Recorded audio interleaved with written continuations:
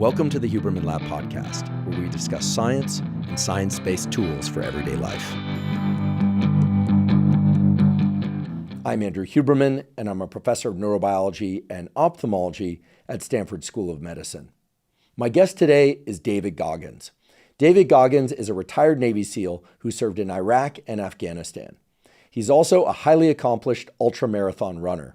For those of you that don't know, ultramarathons are distances longer than 26 miles, and in David's case, often longer than 200 miles. For his achievements in athletics, he has been inducted into the International Sports Hall of Fame. He also held a Guinness World Record for the most pull-ups completed in 24 hours. I should mention that not only was David a decorated Navy SEAL, but he also graduated from Army Ranger School. David is also a highly successful writer, having authored 2 books, the first entitled Can't Hurt Me, and the second entitled Never Finished, both of which are bestsellers. David's books cover many topics, including his autobiographical description of what can only be described as an incredibly challenging child and young adulthood. His home was abusive, his school environment was abusive, he essentially had no positive resources directed his way. And in his 20s, he found himself to be obese, that is more than 300 pounds, working a job he despised for minimal pay. And it was at that point that David began an inner dialogue that forced him to explore the demons born out of his childhood, but also the position that he found himself in as a young man. And then began the journey to navigate that dialogue and transform himself into the Navy SEAL, the ultramarathon runner, the best-selling author, and the extraordinarily positive and influential man that he is today. As some of you may know, David has done various public lectures. He's a familiar face online because there are so many clips of him on YouTube, and he has done podcasts before. However, I'm certain that you'll find today's discussion to be very different than previous podcasts that David has been featured on. The reason is that, of course, we get into his accomplishments. We talk about the mindset that allowed him to achieve those things. But today, David really lets us under the hood. He lets us into the form of inner dialogue that he has to embrace, indeed that he has to grapple with on a daily basis, sometimes multiple times throughout the day and night, in order to impose the sort of self-discipline that he is so well known for. We also get into some of the scientific mechanisms underlying willpower, and we talk about David's current endeavors that include, for instance, his own exploration of science and medicine, for which he has become an intense scholar and practitioner. I should mention that multiple times throughout today's discussion, you will hear curse words. Now, David and I both acknowledge that cursing isn't for everybody, and that cursing itself is different than cursing at somebody. Nonetheless, we do realize that many people, parents perhaps especially, might not want to hear cursing. If you don't want to hear cursing, well then this podcast episode is probably not for you. However, if you are comfortable with cursing or if you can tolerate it, I assure you today's discussion is highly worthwhile. Before we begin, I'd like to emphasize that this podcast is separate from my teaching and research roles at Stanford. It is, however, part of my desire and effort to bring zero cost to consumer information about science and science-related tools to the general public. In keeping with that theme, I'd like to thank the sponsors of today's podcast. Our first sponsor is Maui Nui Venison. Maui Nui venison is the most nutrient-dense and delicious red meat available. I've spoken before on this podcast, and there's general consensus that most people should strive to consume approximately 1 gram of protein per pound of body weight. Now, when one strives to do that, it's important to maximize the quality of that protein intake to the calorie ratio, because you don't want to consume an excess of calories when trying to get that 1 gram of protein per pound of body weight. Maui Nui venison has an extremely high quality protein to calorie ratio, so it makes getting that 1 gram of protein per pound of body weight extremely easy. It's also delicious. Personally, I like the ground venison. I also like the venison steaks.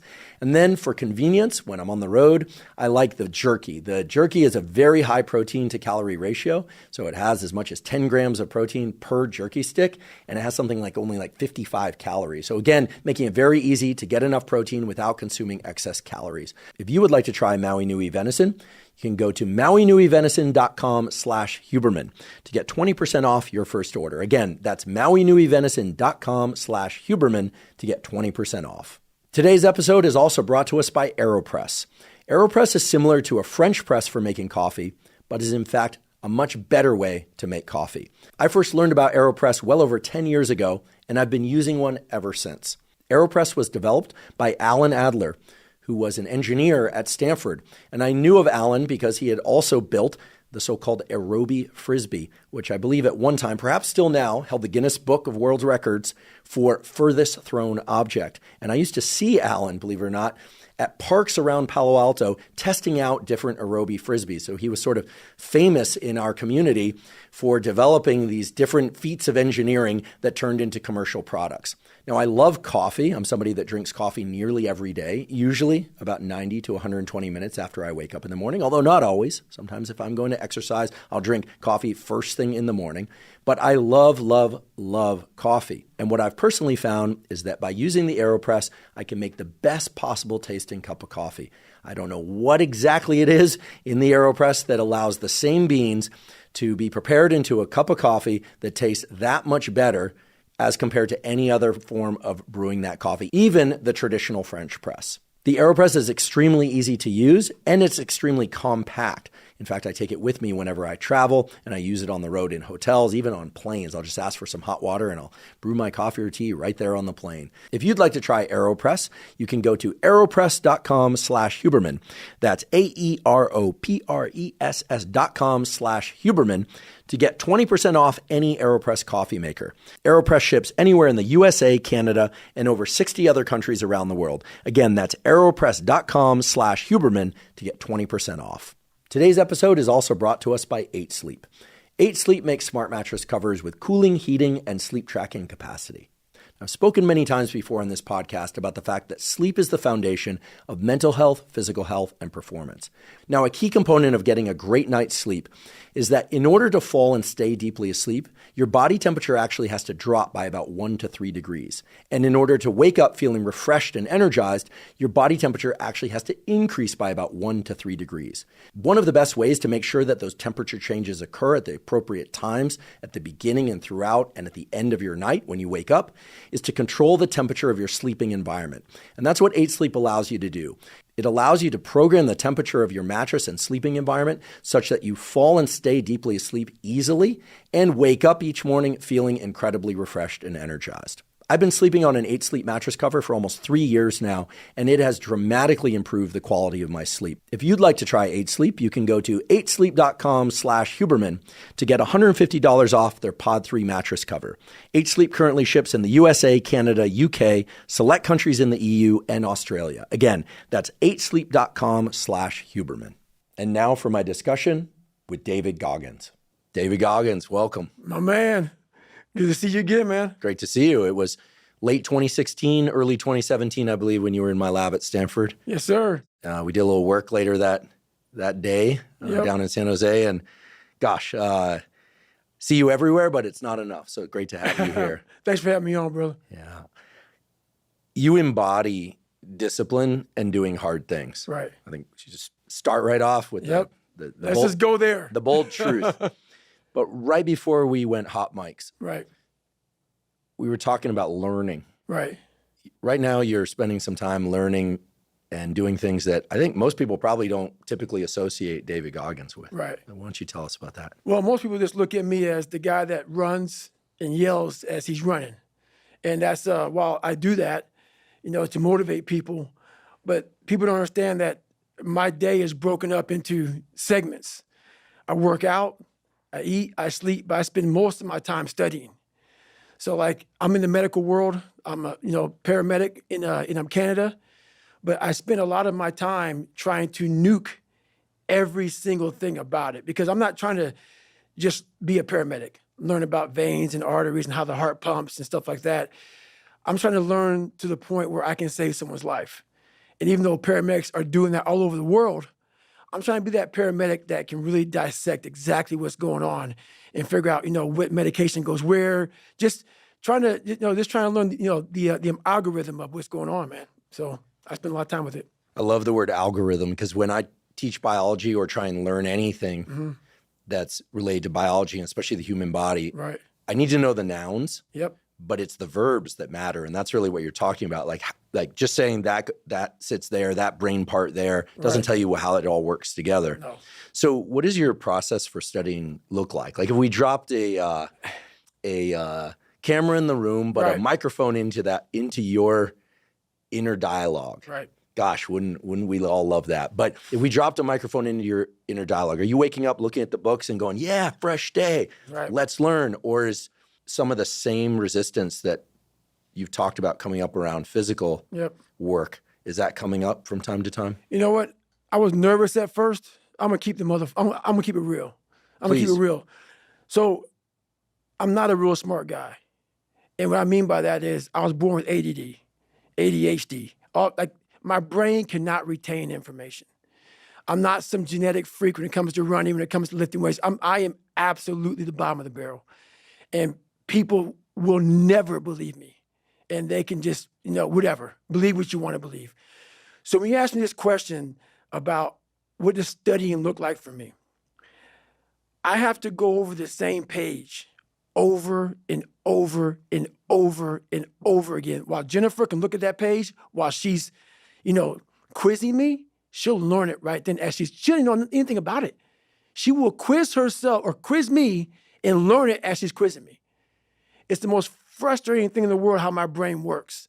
So what I do is I literally sit there with a pen and paper and I have my books and I go through and have to write everything down every single day. I will study the same page until it's photographic memory from writing the same thing down. And then from there, I'll go back through and relearn again.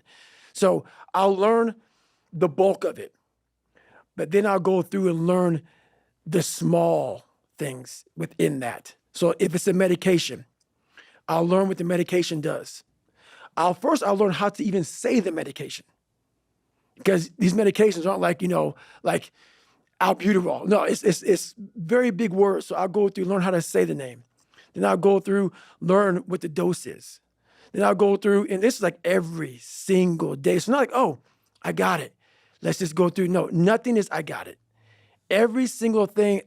So I can't wait to get in this conversation because everything I do in life, it sucks. Everything I do in life, it sucks. That's why when I was 300 pounds and 24 years old, it wasn't like I had some big epiphany of, let's just go be a Navy SEAL and let's lose some weight. No, I knew my entire life was going to be a struggle, which is why I just ignored it. And I said, I'm not even trying to jump off into this shit and learn how to read, how to write, how to memorize, how to become something I am not. But through that process, something happened to me. And I realized this is why I feel sorry for no one.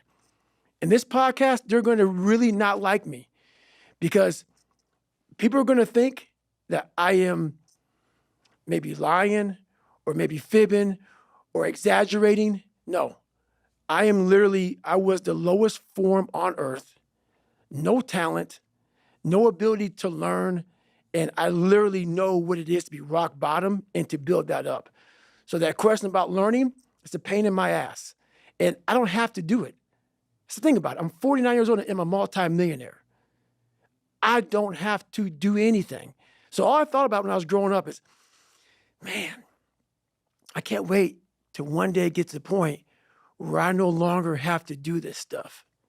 But what happens, I got older, it became a way of living. So how I do every day is how I do every day. It's a discipline, it's a regimen, it was a choice I made. And the choice I made was, what are you willing to sacrifice and what are you willing to give up to find every bit of who you are as a human being? And I was willing to give up everything to do that. So studying is no joke. I love that you're studying. I recall a few years ago, I heard some interview or podcast with you and you just threw out like, I don't know what I'll do next. Maybe I'll be a scientist. Yeah. And I went, yeah. I was like, because I know you a bit, and I see your work out there, but we'd met before, that if you decided that, you were going to do it. Right. And learning medicine, which is what you're doing, right, learning human physiology is so detailed.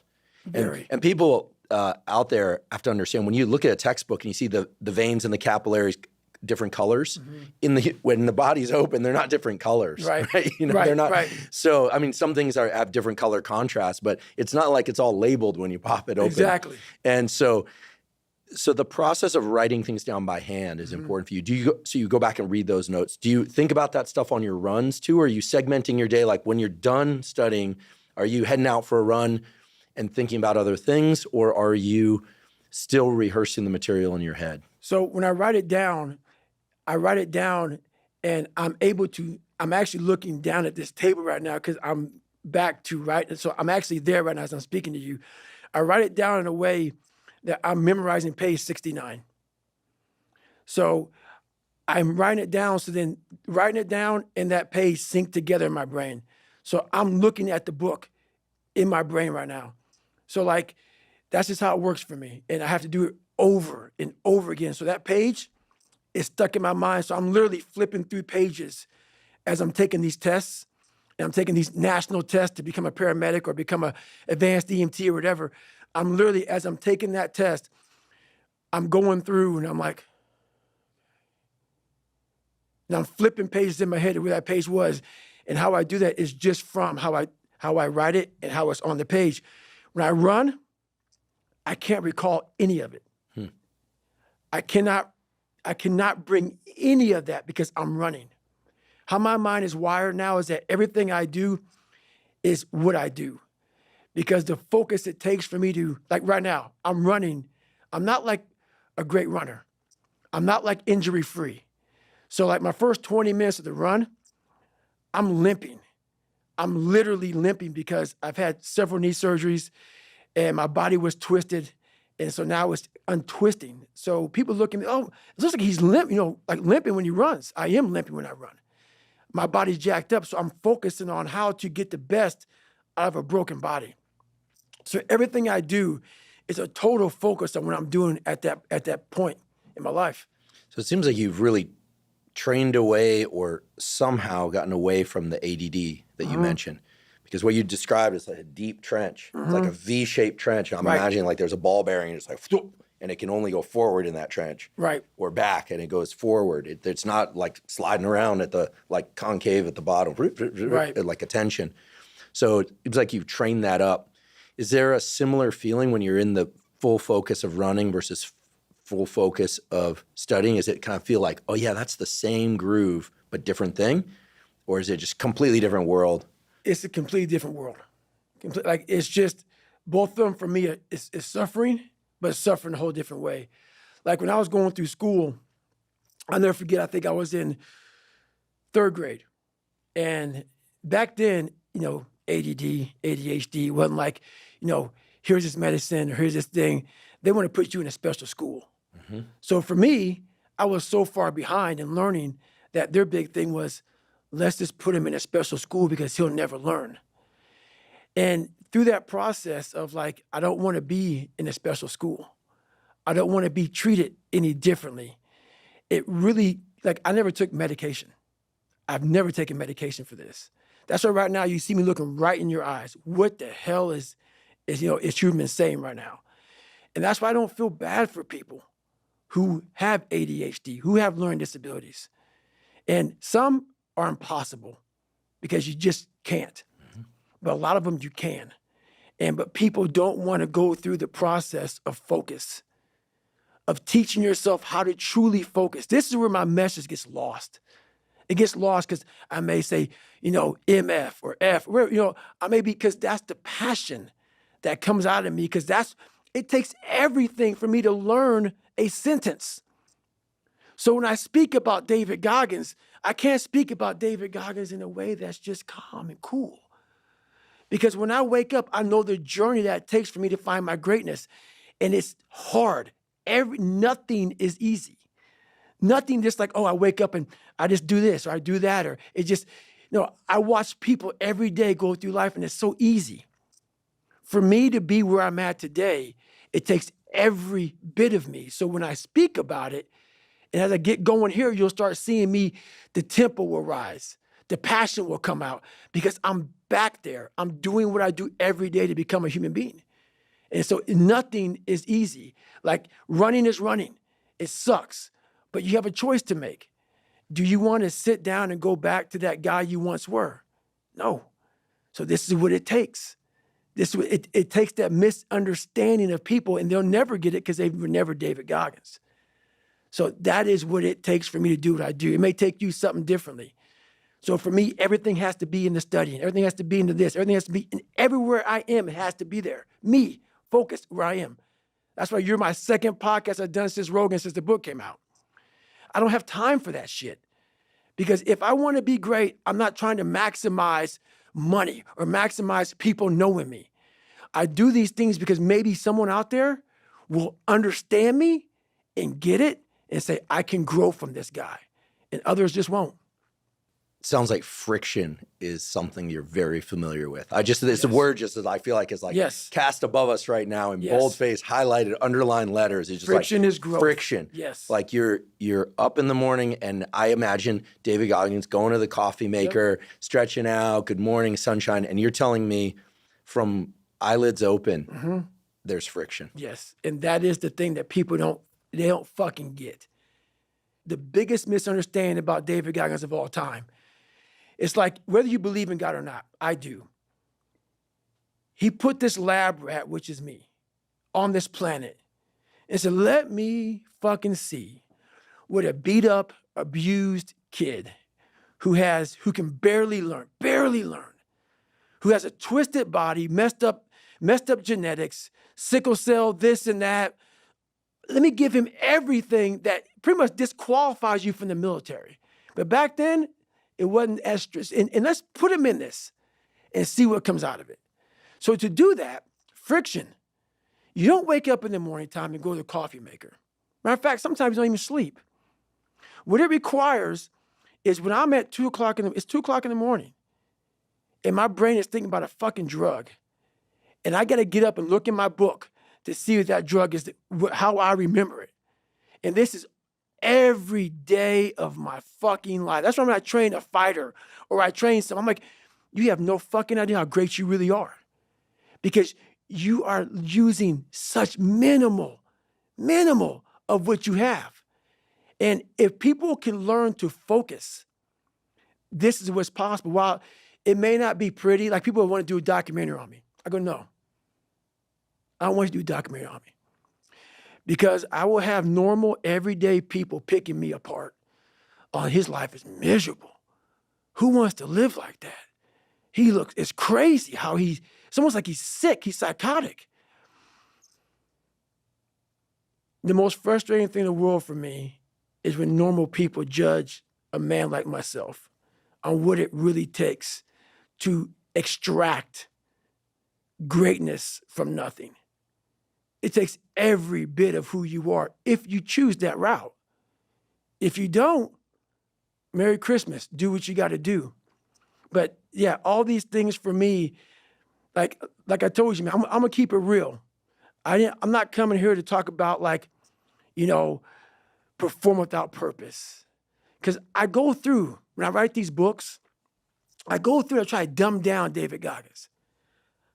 How can I give normal people, and I'm normal, but I found something that most don't want to find. How can I speak to people and give them something from this crazy psychotic brain that I've developed? How can I give them that? So I sit down with Jennifer for years and write down perform without purpose, callous your mind, armor your mind, the cookie jar, the accountability mirror, shit that people can fucking use in their lives. No. I'm glad it helps you, but the barbaric life that I live, that you have to live, the almost obsession that you must have to be great, you can't put that shit in a fucking book, bro. You can't put it in a book. You can't.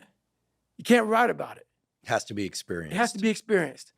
And you can't even, after you experience it, to write it in the book, it would seem like he needs to be locked up. Too gory. It's too gory. It doesn't make sense for a guy that every second of the day, he is trying to extract more from something. He's constantly thinking. He's constantly disciplined, never going off the path. Whatever is injured on him, he figures a way. It's a conqueror's mindset.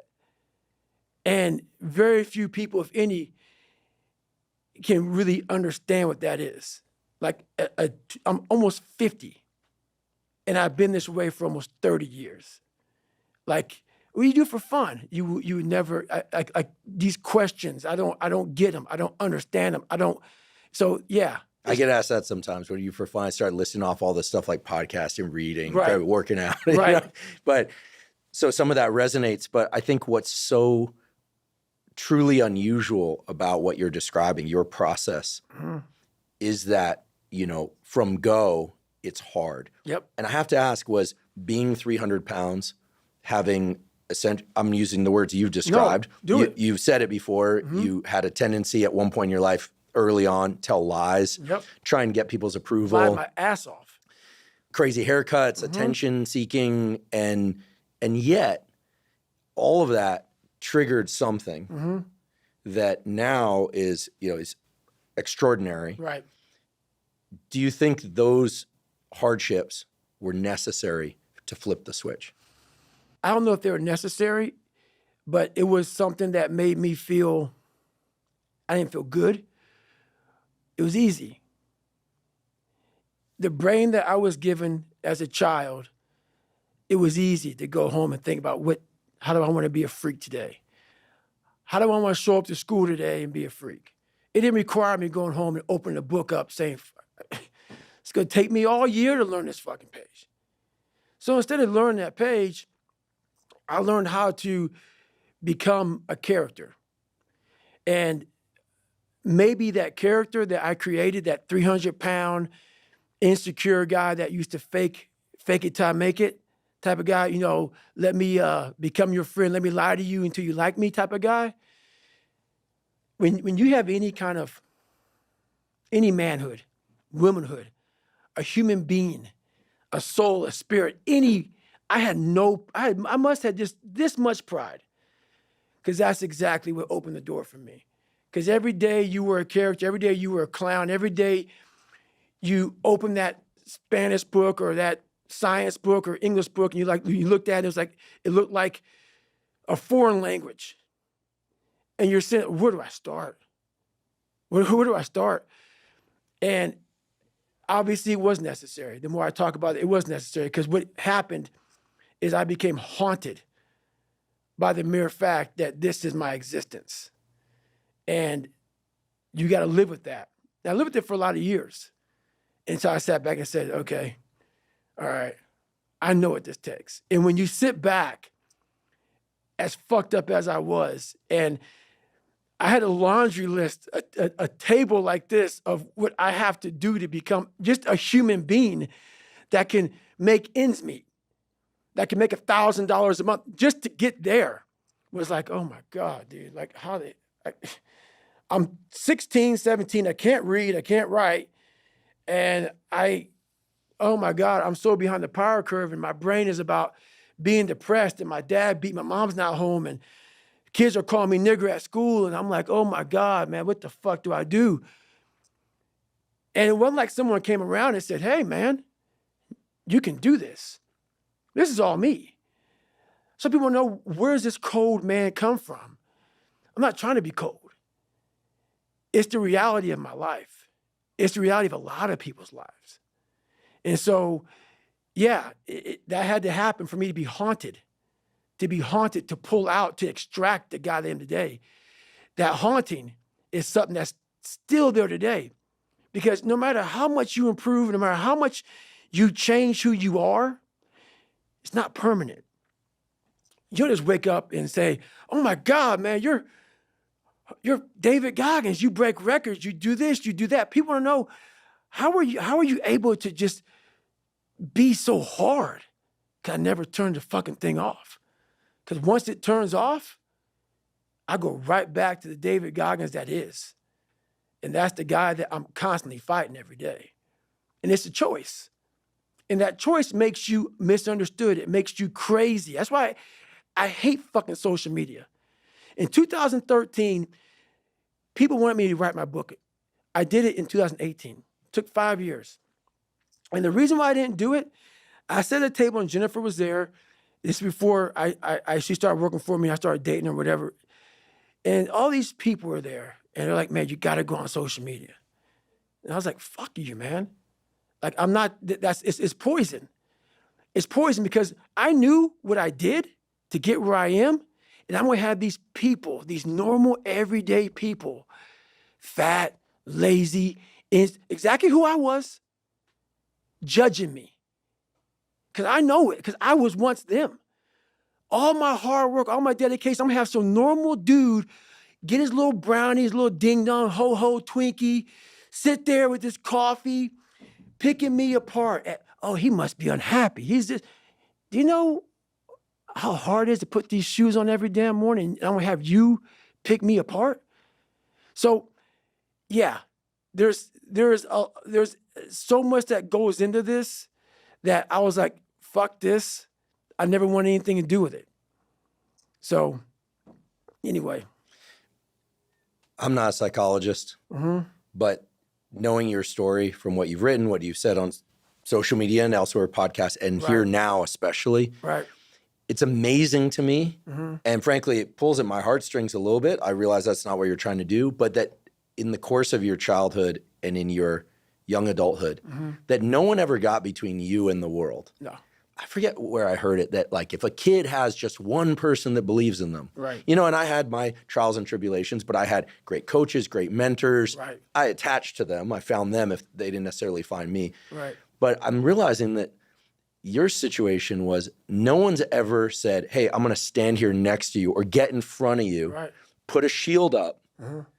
And so it's almost like you've got these different it's all you, but there's versions of yourself that like you knew social media, like I don't know that I have the wherewithal in 2013, 14, 15, 16, 17 to get in front of myself while doing all this because I've already got so much going on in here. Is that about right? That is right, but I had developed a lot of anger and I still have it. And it will never go away for the normal human beings of this world. Because when you put yourself in the sewer like I was in, and please, if someone saved me, come out and announce it to the world. There's no one. There's no one. So when you know that, and then I'm sitting at a table with all these smart people who are telling me what to do and shit and guiding me through my life now, when I'm 40 fucking years old, you know, I don't know, 40 something years old, now I'm 49. And I'm looking at them all, and they're now trying to guide me on what's right, on this poison. And so, yeah, what you say is right, but for me, it was more of, I know now. I don't need you to guide my future. I know what's good for me and what's bad for me. And for me, it took every bit of focus I could. And I know social media, that's why people love to go on there, because they want to show you the good side of life. I'm not teaching good side of life. So I had to figure out a way when I came on in 2016 of teaching you what life really is for the majority of us is hell. And so while people love to show you the cars and the house and the vacations and shit, all that's good. All that's happy. I'm going to show you the side that I know most of you are going through. And people hide very well. I don't want to hide anymore. I hid it for 24 fucking years. So that's why now when I told you, we can talk about whatever you want. Because as human beings, the first thing we have to learn, I also stuttered real bad growing up. So if you hear me stutter every now and then, it's because that was part of my life also. So it's funny, human beings want to show you the best side, and they want to hide the worst side. For me, I'm going to teach you how to be vulnerable, because that's the only way you fix yourself. You don't fix yourself by coming out here and me selling you some fucking books. That's why I don't have them. I forgot them. I'm glad people got something from the book. I want you to learn that the only way you grow is how to look at yourself and say, okay, like I did, table longer than this. What the fuck I have to do to get somewhere? There was nothing good on there. Nothing. Yeah, I love playing basketball. I left that out. That's something I love to do. I don't care about that. That didn't make the fucking list.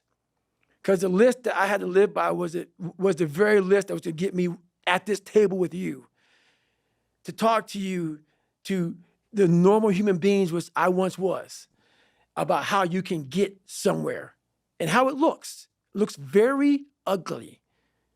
There's no fucking passion. There's no fucking motivation. There's no, oh my God, man, no.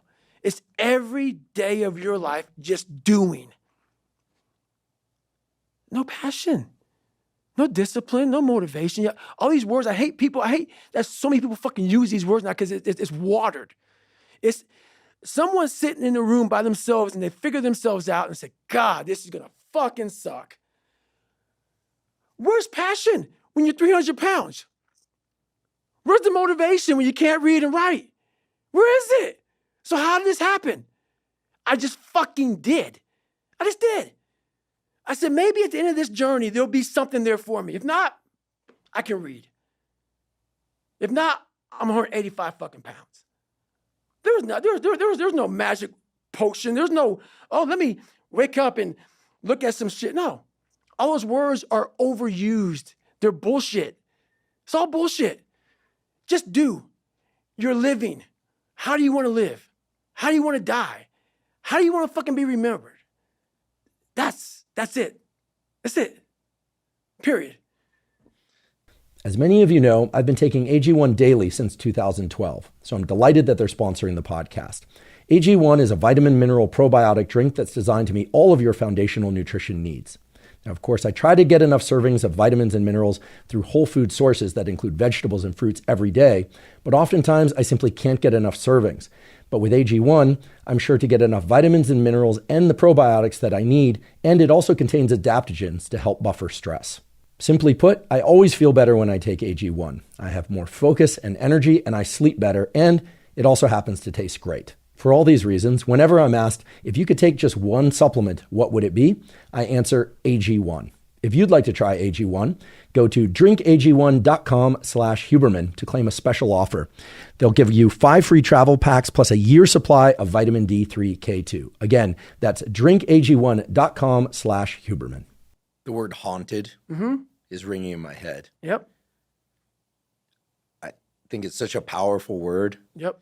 Because I was about to say, it seems like a huge part of your process, maybe the entire process, is it's all stick, no carrot. You know, you talk about the carrot, the positive thing, and then there's the stick, the thing you're trying to avoid. Yep. I feel like it's the way it's landing for me is it's all stick and gas pedal. That's it. There's no carrot. You're not imagining, when I'm a paramedic, when the book is published.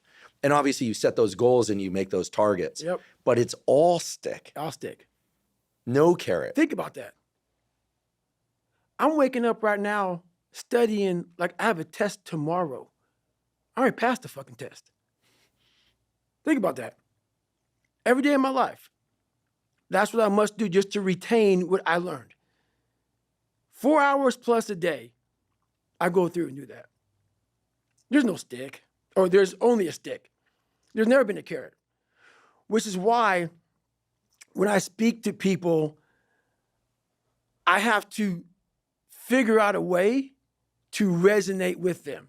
Because all I want to say to them is, let me teach you the real life, how it really is. The reason why you're a loser, and the reason why you're not fucking making it, and the reason why you're trying to go to I go to all these fucking conventions, speak all the fucking time. I look in the fucking audience and these people sign up fucking every year to go to a convention, thinking they're gonna learn something fucking different. No, you're lazy. You know exactly what to do. Because even me, in my state of, I can't read and write, I knew exactly what to do. It just sucks doing it. It sucks to do it. It sucks to wake up every morning of your life and say, God, man, I'm not smart. So guess what I gotta do? I gotta study the same shit that I got one of the highest scores in the nation on, and do it again. It's not just there. It's not just there permanently for me. So yeah, it's all stick. The only carrot you have is like, maybe. Because whenever I take these tests that are real hard, in the back of my brain, it's like, the good chance you're not going to make it, Goggins. This ain't you, bro. This ain't you. You weren't born like this. This ain't you. The real you, bro. Study all you want to, but the second that fucking computer comes on with 150 questions, this ain't you, man. And somehow, comes back, I passed. I passed again. But that real me back here every fucking time is saying, that ain't you, bro.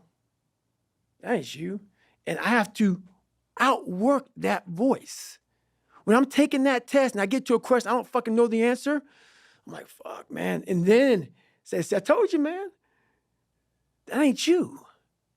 You're 300 pounds, man. You sit at home, you figure out how to do your hair. That's what you do. How to come to school with the reverse baldness when you're 16. That's you. So there is no get out of jail free card. This is why I say stay hard. Because when you weren't given the gifts, the only thing you can do in life is stay hard. And I know people cannot stand me. They can't stand this talk. This is all you can do. There's no magic pill or a magic potion. All you can do is outwork the man that God created or woman in you. And what that looks like is unfun. That's why I said, do not do a documentary on me. Because people will not see the truth. They will see what they want to see is, I don't want to live like that. Good. And you will live exactly the way you live now, questioning who you are, wondering what is possible, wondering what you are capable of doing. That's how that looks. Or you can be me, which, am I happy? I don't know. Never really thought about it. Don't really care about it.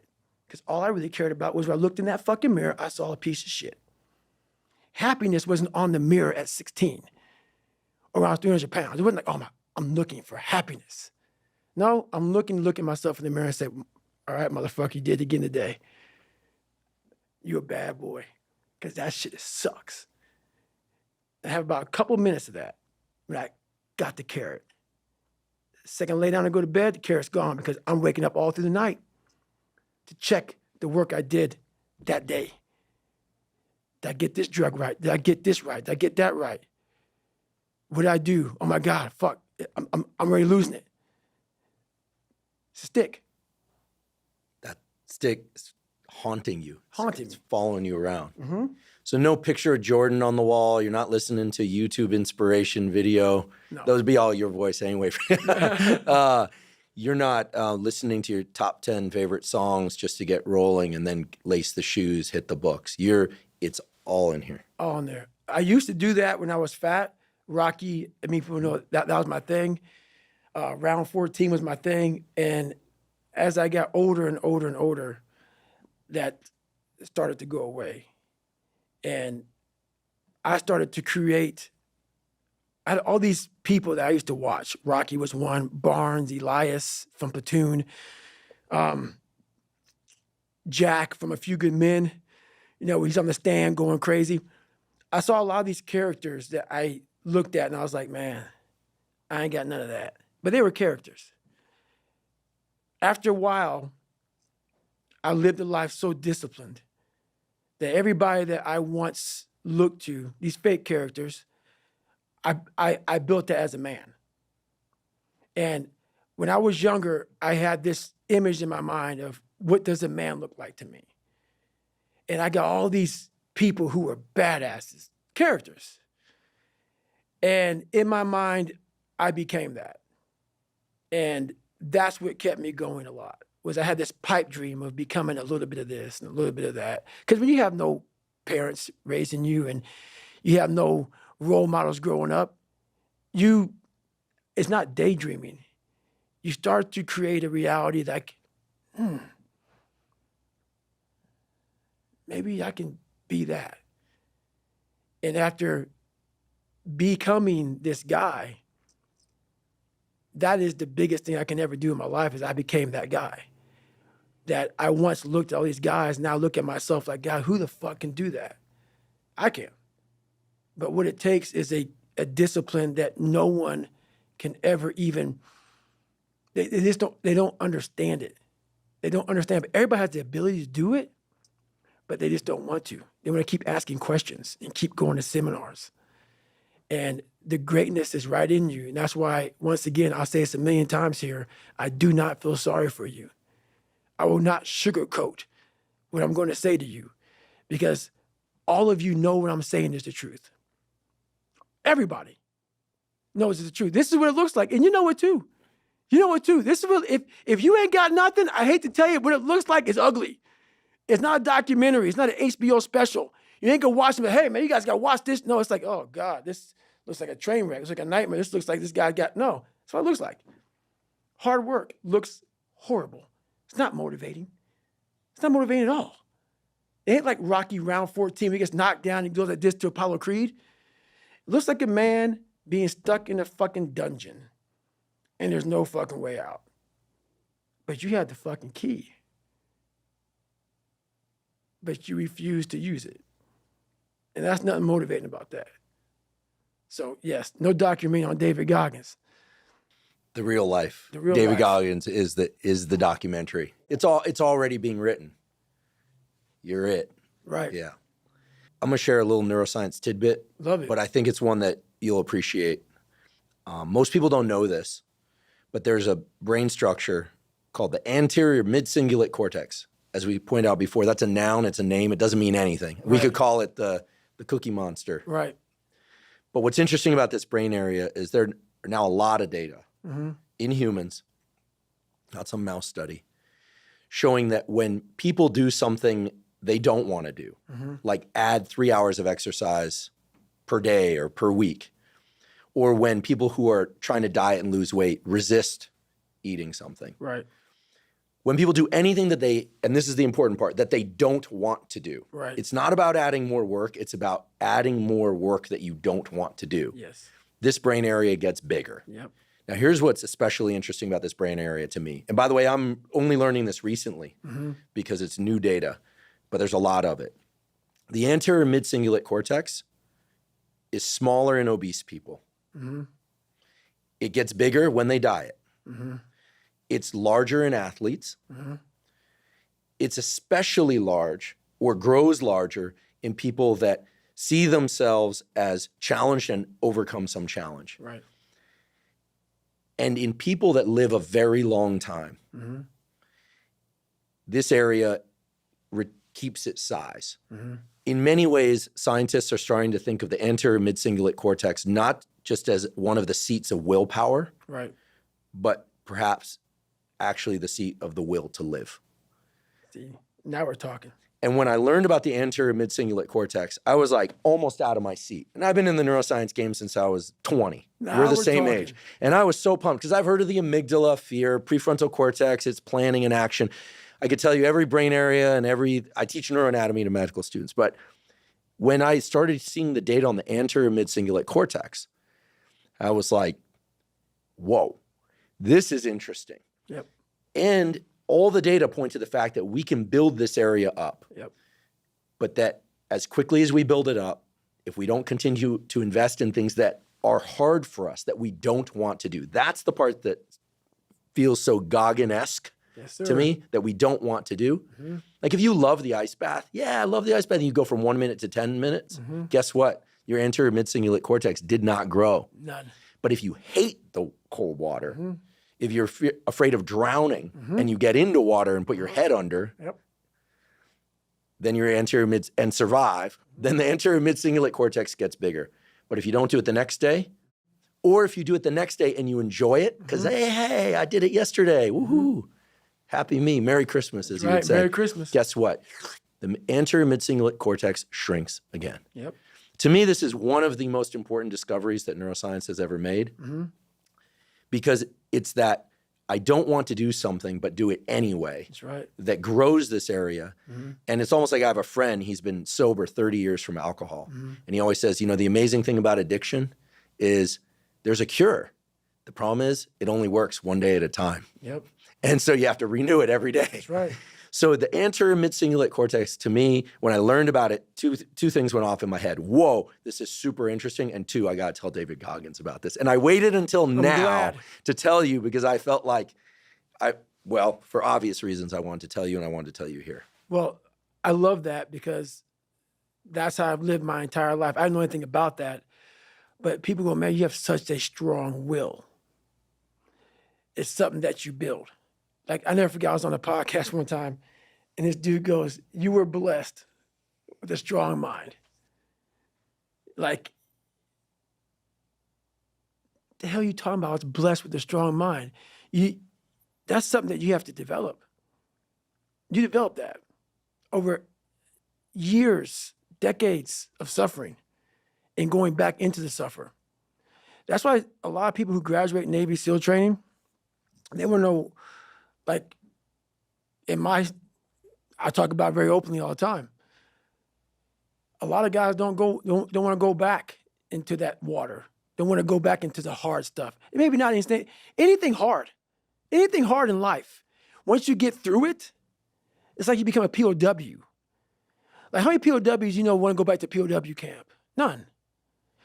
When something sucks so bad in life, this is on this that we're talking about now, very few people want to go back. They're happy they graduated. I realized I'm the same way. I don't want to go back. I have to go back. I must go back because that is exactly where all the knowledge of my life exists, was back there and what you're talking about. Well, I didn't know anything about this, but how I grew a will was constantly doing these things to now, it's just life. I wake up, while it still sucks, it's just life. You don't sit back and like, oh my God, like I have days I don't want to do it, but I know I'm going to do it. I know from years of just doing it. So that's beautiful. And this is why I came on here with you today. And I'm glad that you're talking about this because human beings need to hear this. They need to stop hearing these hacks on this and that. There's no fucking hack, bro. There's no fucking hack. Yeah, you may this and that and saunas and all this shit it's great. There is no fucking life hack. To grow that thing, how do you grow it? Do it and do it and do it and do it. That's the hack. The hack is gonna fucking suck. And that's what I realized. Life, that's why I wanted to come on here today. I didn't want to come on here and talk about no fucking passion and purpose and how to get the fuck out of bed and how to hit a fucking alarm clock and all this catchphrase bullshit. Because that wasn't how I lived. That wasn't how I lived. I woke up like every human being does and goes, fuck, man, I'm a fucking piece of shit today. How the hell is this going to work out for me? And you fight that. You don't override it. There's no override button. It's the conversation in your in your head. So how do you do that? We don't have enough of these conversations about the real conversation that every human being is having. And they have no idea how to get out of it, but they do. It's that shit right there, man. You gotta build your will. How do you build your will? Exactly what you said, man. Exactly what you said. Well, I feel like knowing the name of something, anterior mid-cingulate cortex, doesn't fundamentally change us. But one thing I like about biology is that willpower, if somebody feels they don't have it, feels like this thing that other people have. But everybody, unless they're brain damaged, like a hole through their head, has two anterior mid-cingulate cortex, one on each side of their brain. Everyone has one. They have two. So I feel like it's just a question of opening the portal. And the portal, I'm going to say it 10 times and forgive me, is I think people go, oh, I do hard things. I do sets to failure, and then I do forced reps. I love training with weights. I love doing sets to failure. I even like forced reps. But guess what? I like forced reps. So I'll tell you, they don't build my anterior mid-cingulate cortex. Right. Because I like to do it. That's right. Anything you like to do is not going to enhance this aspect of willpower. And it seems so obvious once you hear it. You kind of go, oh yeah, of course. But I think you really close that loop for people when you share what you're sharing today. and what you've shared elsewhere before as well, when you're trying to explain the friction is the critical ingredient. Right. And I think people think, oh, if it's effort, well, then I'm getting better. That's part of it, necessary but not sufficient, as we say in science. But the suck part, the being haunted, the stick, they're really unpleasant terms. Very. These are probably the most unpleasant terms we've ever used on this podcast. Very. Those are the levers. Those are the gears. And without those, this thing that you're talking about, David Goggins, as a verb. Right. You know, I sometimes make the joke, but it's not a joke. Right. Goggins is a name, and it's a verb. People go, I'm going to Goggins that. Right. Right? But that's, I think, again, I'm not a psychologist, but I think that's what you're talking about. The stick, the friction, being haunted. It's the suck part that grows this anterior mid-cingulate cortex. So now you know why there's so many people that fail in this world to figure out their purpose in life. Where do I go? Because to grow that, while you may not look like me, how my daily life looks, it don't look fun. It don't look fun. So it's a choice that people have to make in life. But what's so funny about it is even the richest of rich, who have everything, they always ask me this question. I feel like I'm missing something. I don't feel like I'm missing shit. I don't have what you all have, but you'll never in my life hear me tell you I'm missing something. Everybody is. They're missing this feeling. I found it a long time ago. I found it right there in that willpower thing. When you're nothing, and change yourself into something like me, you call it happiness, peace, whatever the fuck you want to call it, people are missing exactly what went on with David Goggins. Why don't you smile? I do. But I figured something out. That's why you'll never hear me say I'm missing something. I found it years ago. You find it in the suck. You find it in the suck, and you find it repeatedly in the suck to the point where you know exactly who you are. Most people are missing something because they don't know who they are. They never examine themselves. They've never done this experiment on themselves. The lab rat, we're all lab rats, but you're also the scientist. You create your own self. Most people are missing something because there's so much trapped in there. I don't even want to say potential. I think that's a word used out too much too. There's so much in you that God or wherever the hell you believe in, or if you're an atheist, in you that you have not unlocked. That you walk around with this gorgeous wife or great husband and all this money. You're like, God, I feel like I'm missing something. Yeah, because it's about 75% of you is still fucking in there. Still chained up because you just didn't want to find your willpower. Didn't want to find your soul, your will, your heart, your determination, your guts, your courage. And what that looks like, it looks scary. Like your little scary lab I went in. Scary. To wake up every day and say, I'm stupid, but I want to figure out a way to be smarter. Versus saying, man, I just can't do that. So you limit this box. So your box becomes so small of things you can do. My box wasn't even a box. It was a fucking little pinhole.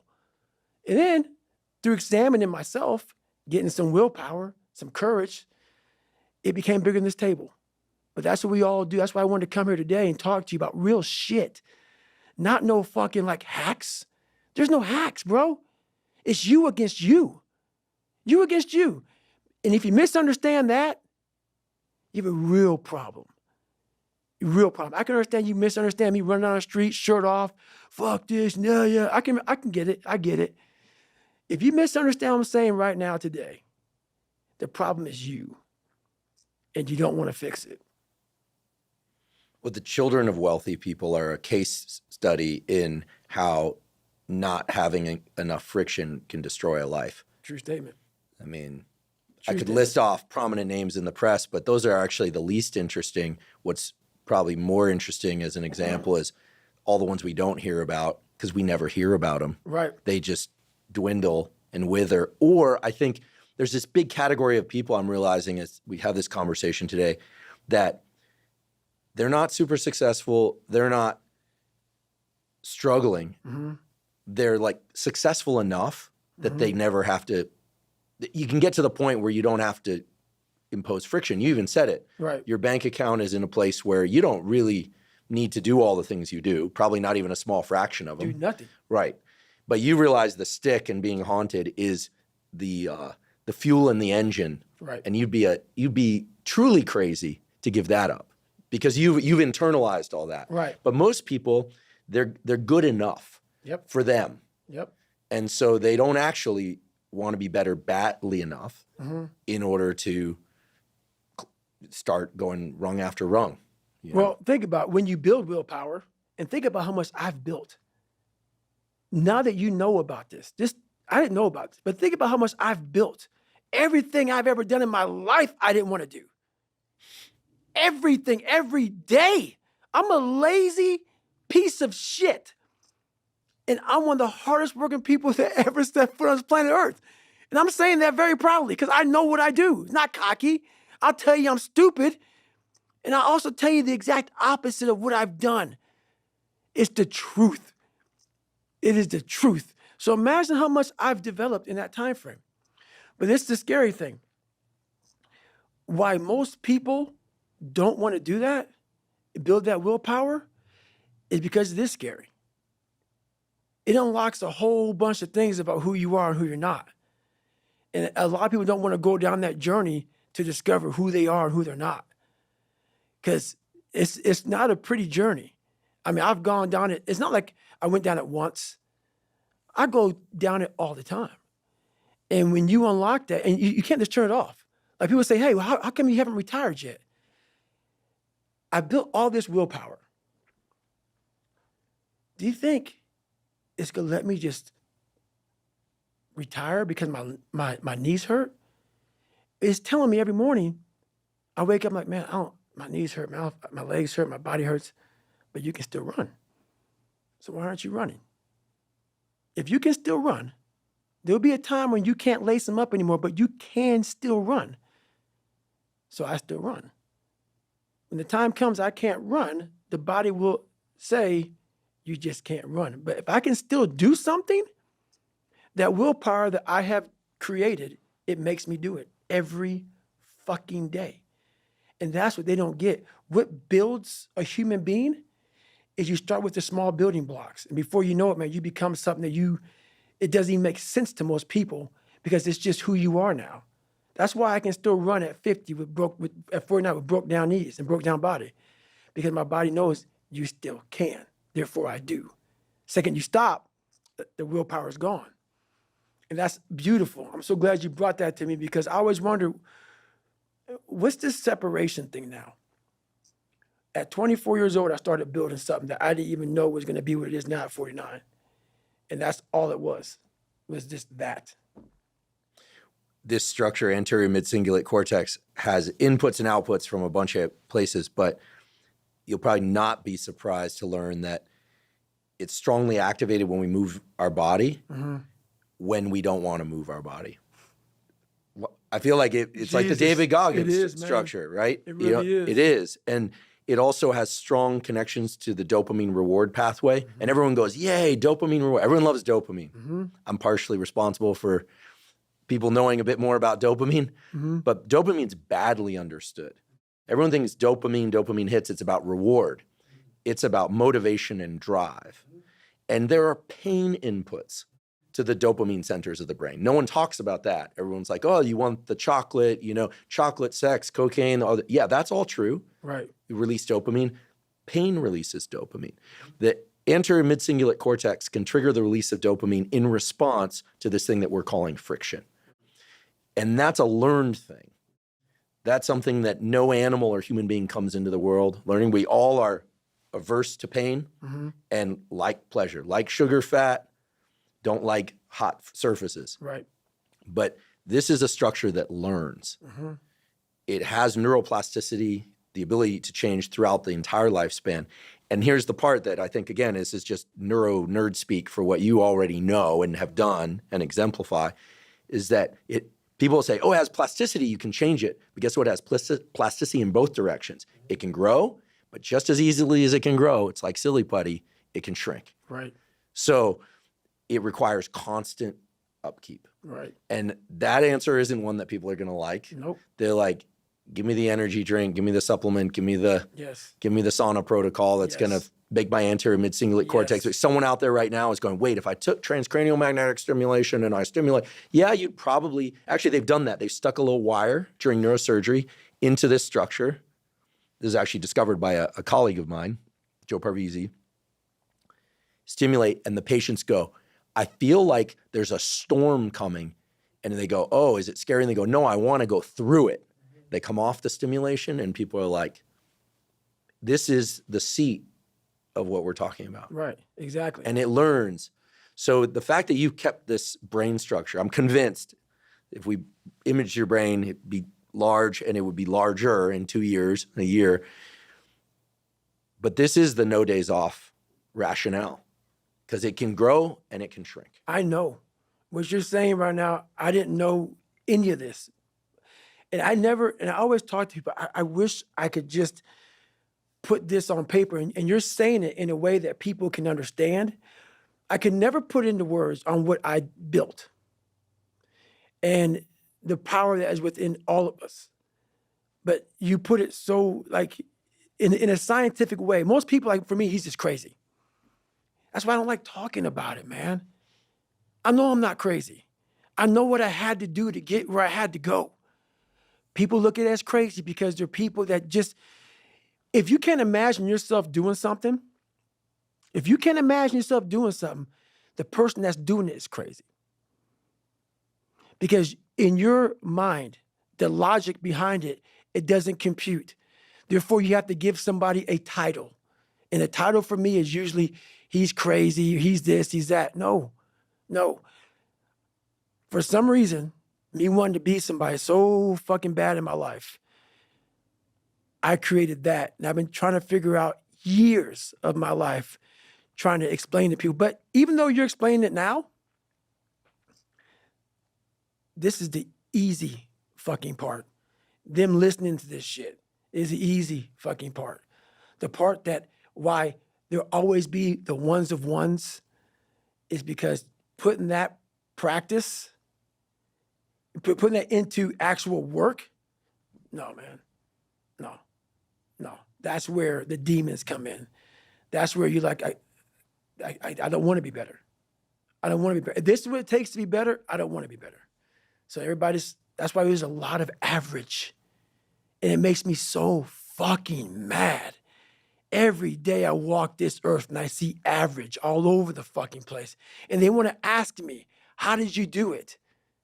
I can't tell you how, because you're not going to do it. You're not going to do it. You're going to continue being out because every day you wake up, like he says, it's not like get the coffee, make the pancakes, kiss the girl, kiss the kids. You wake up, right to work. Immediately your mind is in action. No one wants to do that. No one. And I don't blame them. But don't be mad when you're laying there in your fucking bed and you're in the fucking hospital and you're 70, 80, 90 years old and you're thinking, man, I feel like I didn't fucking do something. Because you did. You didn't do it. You didn't do shit. You may have lived a great life, man, but you're always going to feel empty inside. I don't feel empty. So call me what you want. There's not one empty bone in my fucking body because I have figured out that really the magic potion, at least to my life, and it's very rewarding. I'd like to take a quick break and thank our sponsor, Inside Tracker. Inside Tracker is a personalized nutrition platform that analyzes data from your blood and DNA to help you better understand your body and help you reach your health goals. Now, I've long been a believer in getting regular blood work done for the simple reason that many of the factors that impact your immediate and long-term health can only be analyzed from a quality blood test. Now, a major problem with a lot of blood tests out there, however, is that you get information back about metabolic factors, lipids, and hormones and so forth, but you don't know what to do with that information. With Inside Tracker, they make it very easy because they have a personalized platform that allows you to see the levels of all those things, metabolic factors, lipids, hormones, etc. But it gives you specific directives that you can follow that relate to nutrition, behavioral modification, supplements, etc. that can help you bring those numbers into the ranges that are optimal for you. If you'd like to try Inside Tracker, you can go to insidetracker.com/Huberman to get 20% off any of Inside Tracker's plans. Again, that's insidetracker.com/Huberman. People like to talk about what they used to be able to do. I hear this a lot. You should have seen me in high school. I always laugh. Yep. Like, yeah, okay, got it. And it's not just guys. You should have seen me working out in high school. I was super fit. People will look back to a time where they felt like they were capable of something and now they're not. And you kind of want to just grab them and go, wait, that was you then, it's you now. But people tend to think about how the conditions that were around success must have been part of it. And you can understand why. It's like, it's very rational. I was in that situation, I was successful. I'm in this situation, I'm not. That was the past, this is the present, ergo capable, right? You see how people get into these loops. And as you mentioned, you spent the first 20 years of your life in extremely challenged circumstances. Very. And then you can see how people get to a point where like everything feels hard. Like when you're 300 pounds, I haven't never been 300 pounds, but I can't imagine it feels good to get up and move around. It's defeating. I got a friend, he's in excess of 300 pounds. We've been trying on him for years, but no win. And he's got crazy psoriasis on the back of his calves, and he actually smells bad sometimes because he can't wash as well as he would. He's big. Right. And it pulls on my sympathy. Right. But life is very hard for him and getting worse. He's a young guy with a lot of medical issues now for obvious reasons. And so I think people like that think, well, it's already hard. Why would I make it harder? Your message is a little different, and you have the life experience. It's a lot different. You've been there. So for me, saying, oh yeah, lose weight, I was a skinny guy who got to be a less skinny guy. So I don't really have a foot to stand on. What do you say to those people who are like, listen, I'm getting up in the morning is hard. Trying to not dissolve into a puddle of my own tears and my own misery is hard. You know why people connect with my book so well? For some reason, God put me in almost every fucked up situation on the planet Earth. So when I talk to people, it's not sugar-coated because I'm not saying it from I was 175 pounds my whole life. I don't say much to those people. Maybe you're a piece of shit. Maybe you want to be nobody. Maybe you're happy exactly where you are in life because obviously you are. Maybe you don't have the determination to be somebody better than who you are. And if you want to live with that, I'll support you in that. If you're good with being who you are, that every day you wake up and every day you smell like shit because you can't wash your body well, and your skin's messed up because your health's so bad, and you can't put your clothes on right, you need help with that. You need help, like when I was doing, I need help wiping my ass. That makes you feel good? Nothing I can say to you. If every day you wake up with this, see, people are haunted, but they obviously like horror films because they keep watching the same fucking movie. I don't like horror films. A lot of people like horror films. So I don't say much to them. I say exactly what I said to you, right there, because I was once you. I didn't like horror films, so I changed it. Some people are just, they become, like you said, it gets real small when you're lazy and you're fat. Their will is so small that they don't have any, and you can't give it to them. There has to be something. This is what I'm talking about now, because this isn't a hack. This has to be in you. Something in you has to wake up. And usually the only person that can wake it up is you. Sometimes you can read a David Goggins book because I was all this shit and then a lot more of fucked up. But if you don't have a little flame, just barely, you're done. I can't light it for you. And that's the harsh reality of this life that I want to get across so fucking bad. You can watch me, you can watch you can watch fucking Rogan and Cameron Haynes, all these motherfuckers. You can go to Tony Robbins's fucking bullshit, all this shit. You can do all this shit. If you could keep going back and keep spending money and spending money and spending money with no results, you can wonder, wow, maybe let me go try out David Goggins. He ain't gonna fucking help you. You have to explore, examine the insides of yourself. And what do you really want out of life? Your friend and a lot of people out here just don't fucking want it. So guess what? Have fun with your life. Go from 3 to 350 to 400 to 450 to 500 because you don't want it. And that's the harsh reality. I can't give you shit. You can't give them shit. We can give you ideas. But at the end of the day, when I was losing the weight, I had to miserably wake up every morning in the cold because it was Indiana, November when it started. I was miserable. This is your new life. Take it or leave it. There's no happiness about it. There's no peace behind it. It sucks.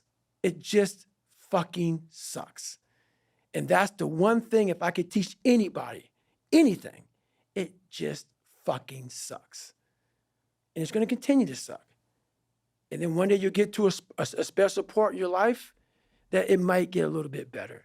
But to lose the weight you have to lose, my friend, sorry, it's going to suck every fucking day. Because then when you're 300 pounds, you're going to go out to lose weight, you could probably get injured. So then you got to work on the injury, and then you get even more depressed. This is what I went through. And then you're hungry because now you're depressed. It's just a vicious cycle. And if you're not strong mentally and you have no willpower, you're going to continue falling back in this hole versus the man that sits back and goes, all right, motherfucker. This is why I cuss, because this is what is in me. This is what it took for me to be me. Sorry. It didn't take, hey, okay, we're going to do this today. No, this fucking really sucks. This is real, dude. This is real.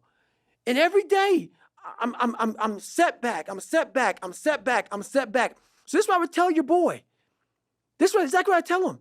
Every day you wake up, you're going to probably be set back for the first 4 weeks before you lose significant weight because of the mind is going to be fucking with you the whole time. There's no dopamine. There's no dopamine in there at 300 pounds. You got nothing. Your hormones are shot. You have to envision something that is more powerful than you. Something has to get you out of bed. And you have to create it. It has to be false because you're not it. You're a fat piece of shit. And that's the reality of it. So you have to create a false reality to live in that just to get to work on yourself. That's the reality. He'll see this and he'll appreciate that message. We'll see what he does. We'll see. So far, last 13 years, it's been no movement. But I've had other friends who were drug and alcohol addicts who quit after one conversation, never went back. That's awesome. That means they want it. Yeah, just one guy, I won't out him, but walked up to me at a party in 2019, July 4th party, and said, I'm a pile. And I go, what? And he goes, I'm a pile. Look at me. I'm 60 pounds overweight. And I go, do you drink? He goes, every day. I go, how much? He goes, a case. He goes, I smoke a lot of weed. But he's successful in other areas of his life. And so I said, well, here's what I know. Quit alcohol and weed for you. You know, I'm not telling people what to do. Don't eat until 2 p.m. Get on an exercise bike and pedal in the morning like someone's chasing you with a poison dart till you want to puke. And I was kind of half joking. Right. And then 2 months later, he was like, I haven't had a drink. I lost 30 pounds. He lost that 60 pounds. He never went back. Now he's super fit. It's amazing. So some people flip the switch. He is very self-critical by nature. That's what flips He's the switch. super self-critical. Yep. That's what flips the switch. Yeah. Think about it, man. We know what to do. We don't need Andrew Huberman to tell us what to do. We know what to do. Every one of us. That's why he flipped it so fast. Because he knew what to do. He didn't go by your exact protocol. He didn't go by the exact, no. He knew exactly what to do. And you just saying some shit to him, it woke something up. He knew what to do. And that's the thing that people need to get that. You know what to do, why aren't you doing it? And I'm talking about myself now, those modes of just kind of passive consumption, they're so easy to wash over us. I used to have this thing, and I'm fighting this now because I knew we were going to have this conversation today, where I like to start things on the hour or the half hour. Right. Worst practice in the world for me, because if I miss that half hour, I'm like, it's 12:33. I'll start at 12:45. Right. It's 12:45. I'll start at 1. I just lost time. Right. So this is so stupid, right? And the other day I was like, man, I got to tell David about this, because my new thing is I start no matter what time it is. Right. If I wake up in the middle of the night, I got a friend, he paints in the middle of the night. I'm like, you're an insomniac? He's like, I don't know, I just do it. Then sometimes he goes back to sleep, sometimes he doesn't. Everyone's got their thing, but I thought about this. I'm like, no more am I going to say I'm starting at 1, because I know me. Right. If I miss the 1 o'clock ding, right, and my pen's not hitting the paper, or not typing on the keyboard, I'm not going to do it. Right. Like that's a self-admitted weakness. I love it, man. I had that for a lot of years. I know I'm going to do it. That's the haunting part, is that it's going to happen. It has to happen. And that's a fact. Like, there's no get out of jail free card, bro. None. Like, that is a life that I don't know. I don't have that ability, or I have the ability. I don't have the, I'm not good enough, smart enough.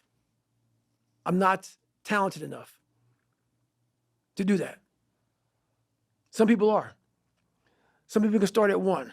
Some people don't have to start at all. If you lack talent, you can't sit back and say, I'll start in half an hour. I can't do that. I got to start now.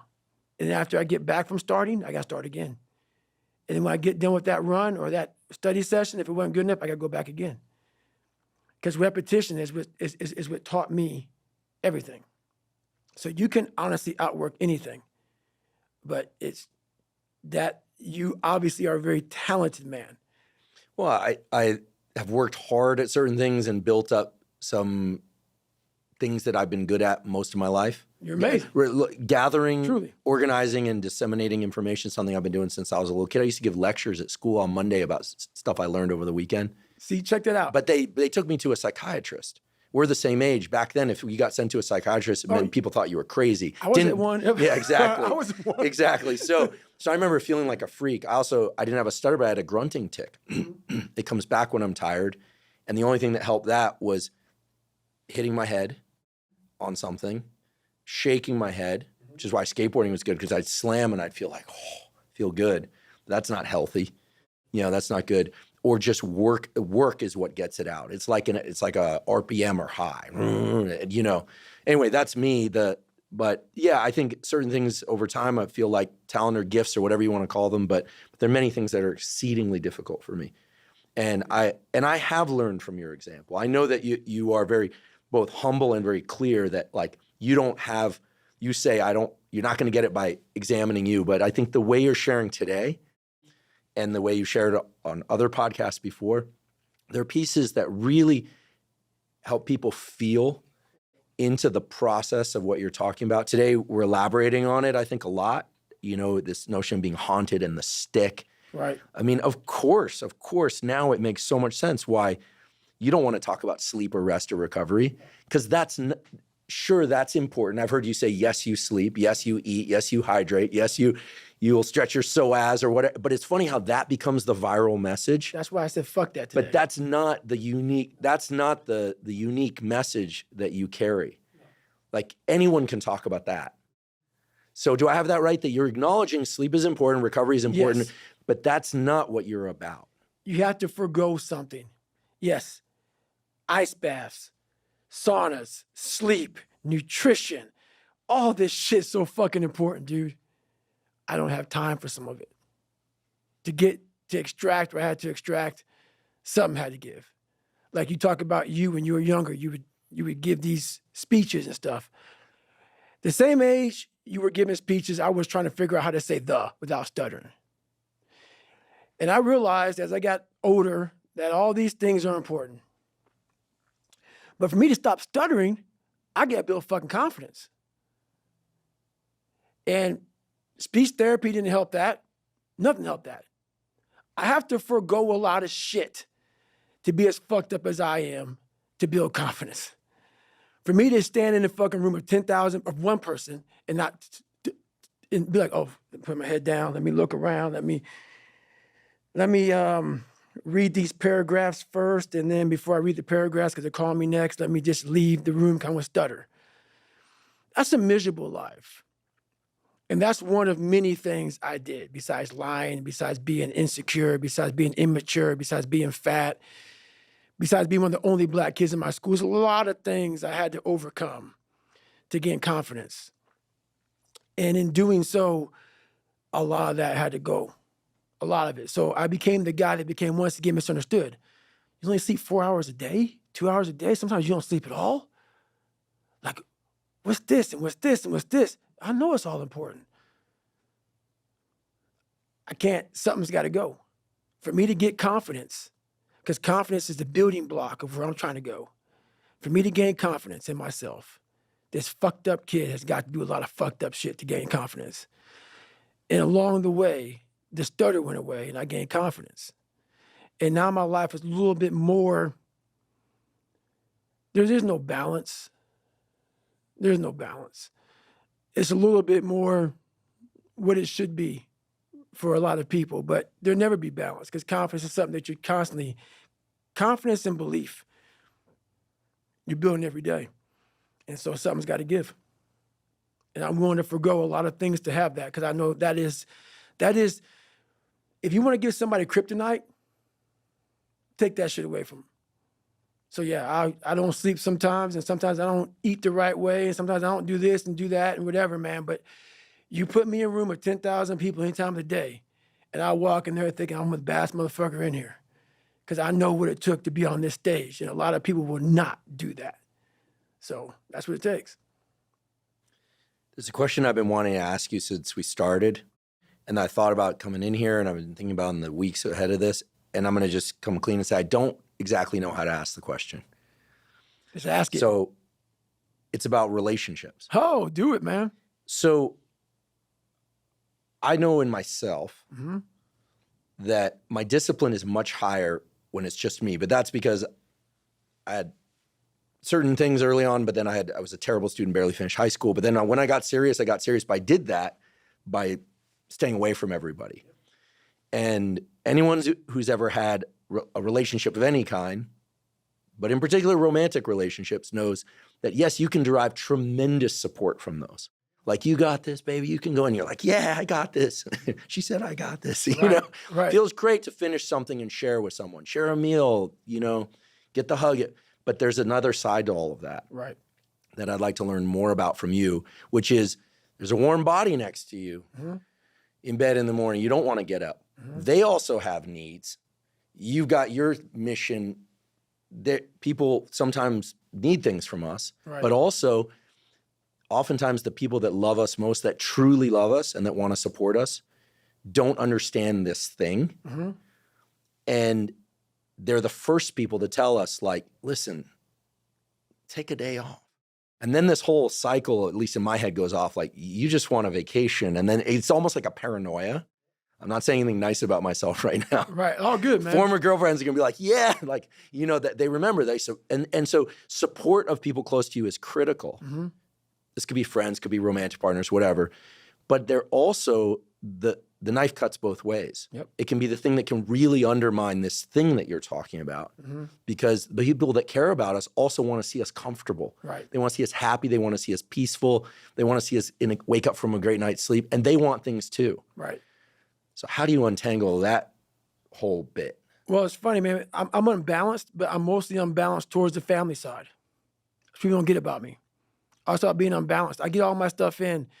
But what I do is I make sure that my family has everything they need. Everything they need. Those who want to be part of my family. Some don't. Some family members don't want to be part of David Goggins. I get it. I got it. That's life. Those who are part of my family, I give them everything they need so they can leave me the fuck alone.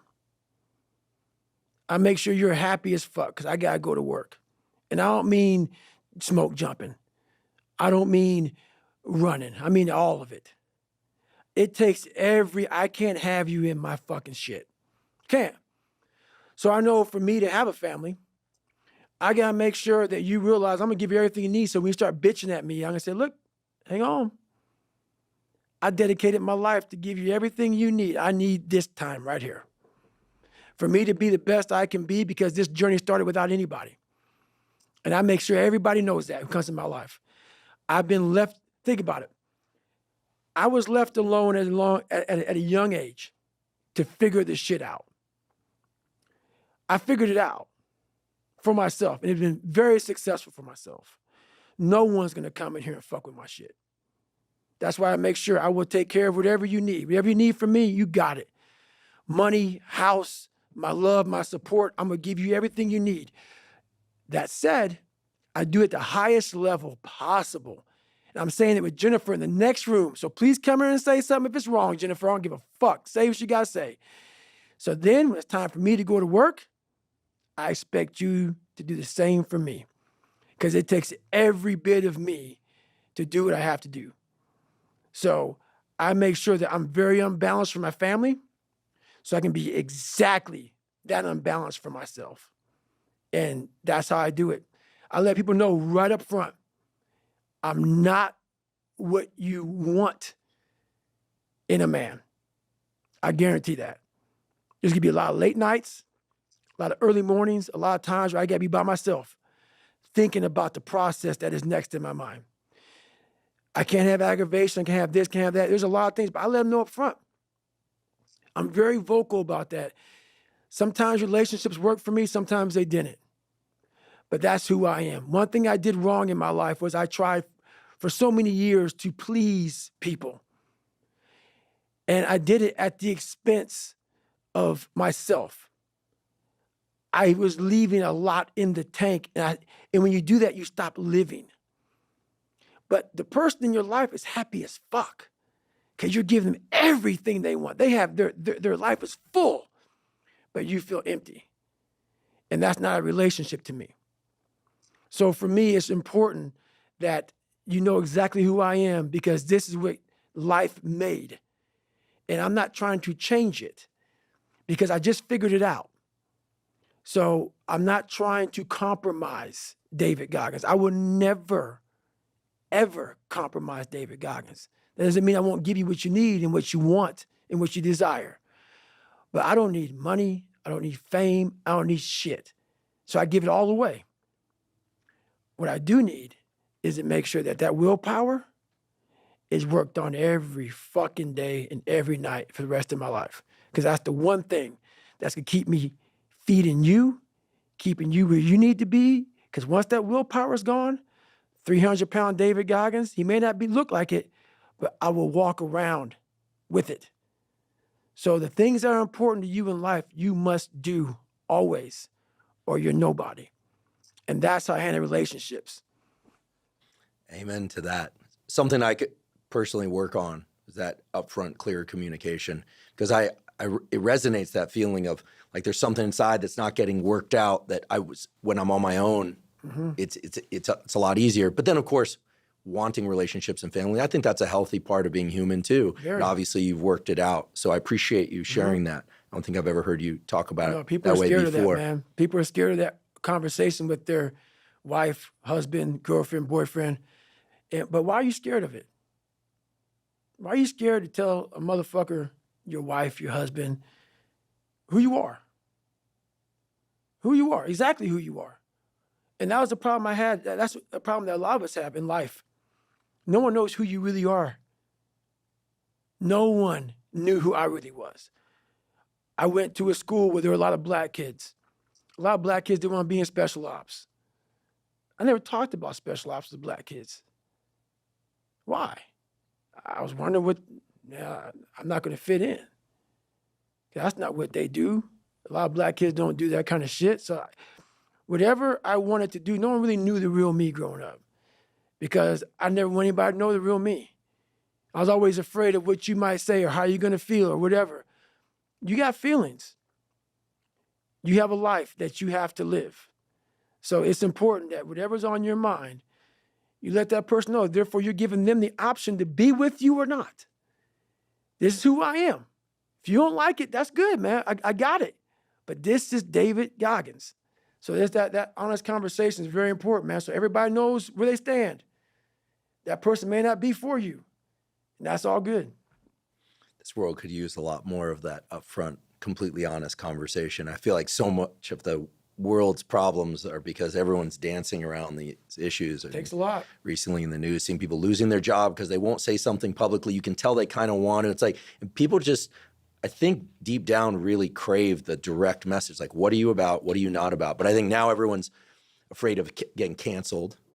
It's a big deal, right? You know, getting canceled, that people think, oh, I can't work if I am who I am, or if I'm not pretending to be somebody else, then, you know, silence is considered, you know, agreement. You know, there's all sorts of complicated stuff. And I do feel for the generation coming up, because we didn't have social media and all of that, that getting just walled off from that, there's a real benefit from just not paying attention. People love to lie.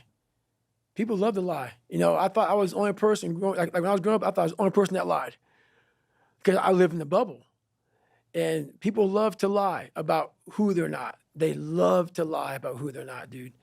And that's, for me, the reason why I'm so vulnerable and I'm so real and honest. Find somebody to come out and tell me I'm lying about my fucking life. And for me to come where I came from and have the resume I have now, you know the confidence you get? How I don't care who you gonna judge me? You gonna judge me? What have you done in your life? So me being so honest and so upfront and so truthful, that came with me finally figuring out who I was, but also conquering David Goggins, the demons of David Goggins. Therefore, now you're just an open book. You look at somebody looking right in the eye, tell them exactly who the fuck you are. You walk away. I'm good, bro, because I know exactly what this journey took to get here. And that gives you a fire and a passion that people can call you nigger. They can call you, if you're a lesbian or gay or bisexual, call you whatever the fuck you want. If you put yourself in the fire and you come out every fucking day like this, brush it off, not scared to go back in there again, come on, man. Your truth is real. You come out every day, man, with a way of talking to people that people don't have, because there's no truth behind them. And the truth is a starting line. When you sit there in the ugly mirror and say, I'm this, I'm this, I'm this, I'm this, you finally started your life. Maybe 40 years old. Maybe 40 years old, 5, 6 kids, wife. But the second you look in that mirror and you say, I'm this, I'm this, I'm this, I'm this, I'm this. Well, basically, I'm not this, I'm not this, I'm not this, I can't do this, I can't do this. I'm all these insecurities. Your life finally started. And once you start that life, man, the truth comes out big time, because you don't care. So that's the problem. Most people just don't want to have that conversation to the point where they can go on stage with 1 million people and say, I'm all of this, and have a good day. See ya. It's empowering. It's very empowering.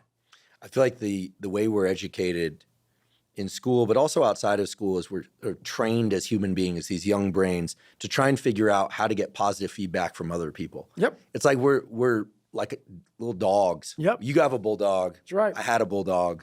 Saw the picture of your bulldog. She's great. Charlie dog. They're an amazing species. They are. I think of them economy of effort. Yep. Or amazing breed, excuse me. Yep. They're an amazing breed. Economy of effort. They don't do anything unless it's necessary. It's kind of the exact opposite of everything we're talking about. It's kind of interesting, and they're kind of hedonists. Yes. Now, it is true that they'll die to protect you. Oh, yeah. And it's an instinct. Yes. I saw that with Costello. I'm sure that. I saw it with Charlie. Yeah. It's an instinct. But if they're not in that position, if there's no need to exert effort, they're resting. Yeah. So your bulldog's resting for you. Yes. Got it. Exactly. So you don't need to rest because. Active recovery, Charlie. Perfect. That's it. Perfect. That's going to be your answer from now on. Active People go, recovery, does Charlie. he sleep? Does he rest? Go, no, he somehow worked it out so his bulldog does it for him. Right. But we're sort of indoctrinated into this way of being from a time that we're young, where, of course, praise feels good, right? Someone tells you, hey, I like that shirt, or good job today, or nicely done. Or for me, because I like growing up in a big pack of friends growing up, and I was never the greatest athlete, wasn't terrible, wasn't great, et cetera, like a fist bump or like a feeling crewed up. And you're just like, yeah. But you've talked about this before in reference to the SEAL teams. We both know a lot of people in that community, and the teams component is a big part of it for a lot of people. And it's a wonderful thing. Right. But there's a danger to that dopamine hit, for lack of a better way to put it, from what we can only derive when it's coming from outside. You're talking about being able to either say good job, but also like just look to one's own personal history and say, I've done hard things and I can do it again and again because I do it again and again and again. You're talking about parenting yourself, Yep. inspiring yourself, Yep. scaring yourself, Yep. all of that from the inside. Yeah. So very different than the way we're raised, which is to figure out how to get the biscuit. It's funny, man. People want to know how I'm always motivated. It's the unseen work, which you just said is a true statement. Those are false dopamine hits that people are giving you, man. There's no belief in that. These are teamwork dopamine. Like I'm out running at 2 o'clock in the morning, 1 o'clock in the morning, in the gym, long sessions by myself. That's real. How I'm able to just extract dopamine, the good dopamine whenever I want. Man, I've trained 99% of my life alone. No one pat me on the back. I did all of the work alone. And while I'm still hard on myself, I know what I did. So whenever times get bad for me, people, all this, who's gonna carry the boats and that's real. I hate that people know me for that guy, because that guy is not every fucking day. Like when they see me, they want that energy. That's not me every day. I can extract it immediately when I need to, because when you train alone, and I lived alone for so many years in this misery, and you're able to get out of it by yourself, I can take myself to such a level of real passion and purpose. And like the feeling I get is something I can't even explain by myself. I don't need anyone. That's why people come to me to motivate them. No one can motivate me. I have a resume full of fucking motivation that whenever I'm down, I'm like, oh, hang on, motherfucker. Oh, you know the truth. You know the truth. You know the darkness of the fucking dungeons and the fucking demons that fly. You know, and then from there, it's like, oh, okay, you were there. You know this. There was no one there to pick up the rucksack, to pick up the boat, to pick up the log, to go in there. It was you. It was you. There was no pat on the fucking back at 300, at 275, at 250, at 220. No, that was you. So those things that come out of me, that extract from me in the darkness, people are looking for that pat on the back. Where is it? Oh, I don't need it. Because what I've done is in the fucking unseen work, I built Frankenstein. So whenever shit gets nasty, David Goggins goes, you had nobody anyway, motherfucker. So see how I'm talking myself right now? That's me. That shit fires me the fuck up. That shit makes me fucking nuts. You had nobody anyway, motherfucker. Look around you. There was no fucking team. It was you. There was no weight loss program or mom and dad waking you up saying you can do it, you can be better, trying to build belief. You built belief when you had nothing. Rock bottom. You did that. So as times get hard for me, the truth comes out. And my truth is powerful as fuck. It's real. It's tangible. I feel it. It comes out of my brain as I speak about it. I'm reliving every single dark moment of my life to be here. So that is what people don't get. That is what motivates David Goggins, is the unseen work. But everybody needs that pat on the back.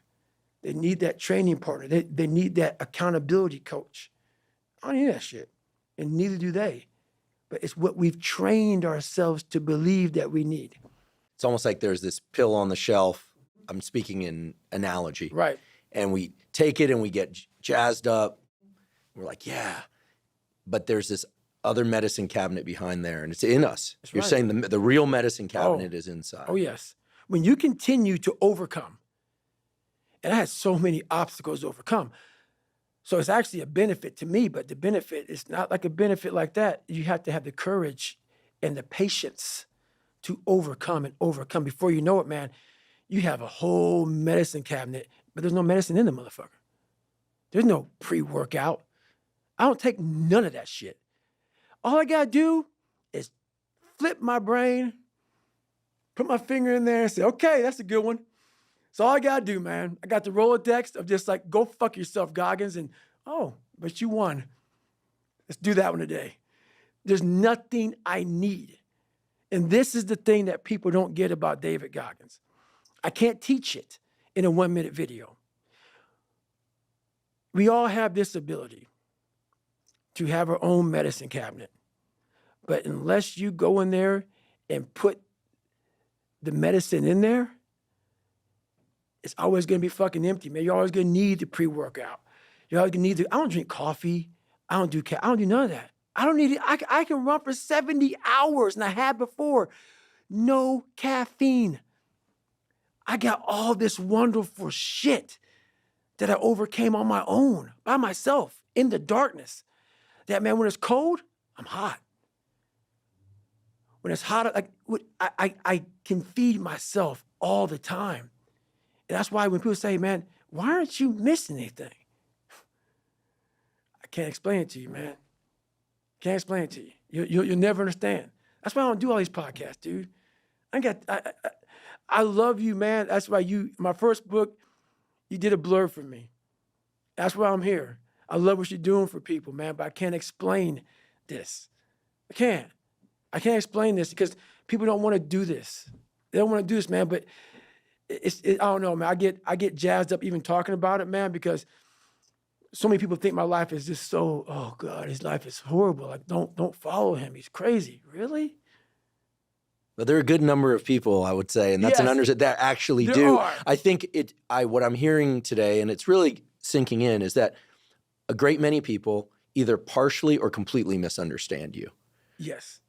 Big time. I'll put myself in the partially category. Big time. Because I thought it was about just like forward center of mass, carrot, carrot, carrot, carrot, but it's the stick. It's the stick. And it's being haunted. And, I do have examples from my own life, which is not what today's about being really afraid and then turning things around. Right. My biggest fear is getting comfortable. Right. I do not have as much of a stick-oriented approach, but today's conversation's changing the way I think. I'm not going to step away from this and think, okay, there are 25 neural circuits that can explain 10 of the things that David's talking about. And what I'm thinking about is the fact that everybody has a brain. They have a mind. Forget the brain. The brain is just the physical structure, but what that manifests, what that creates is the mind. And everybody has that. So I do believe that everyone has the capacity to do what you're talking about at some level.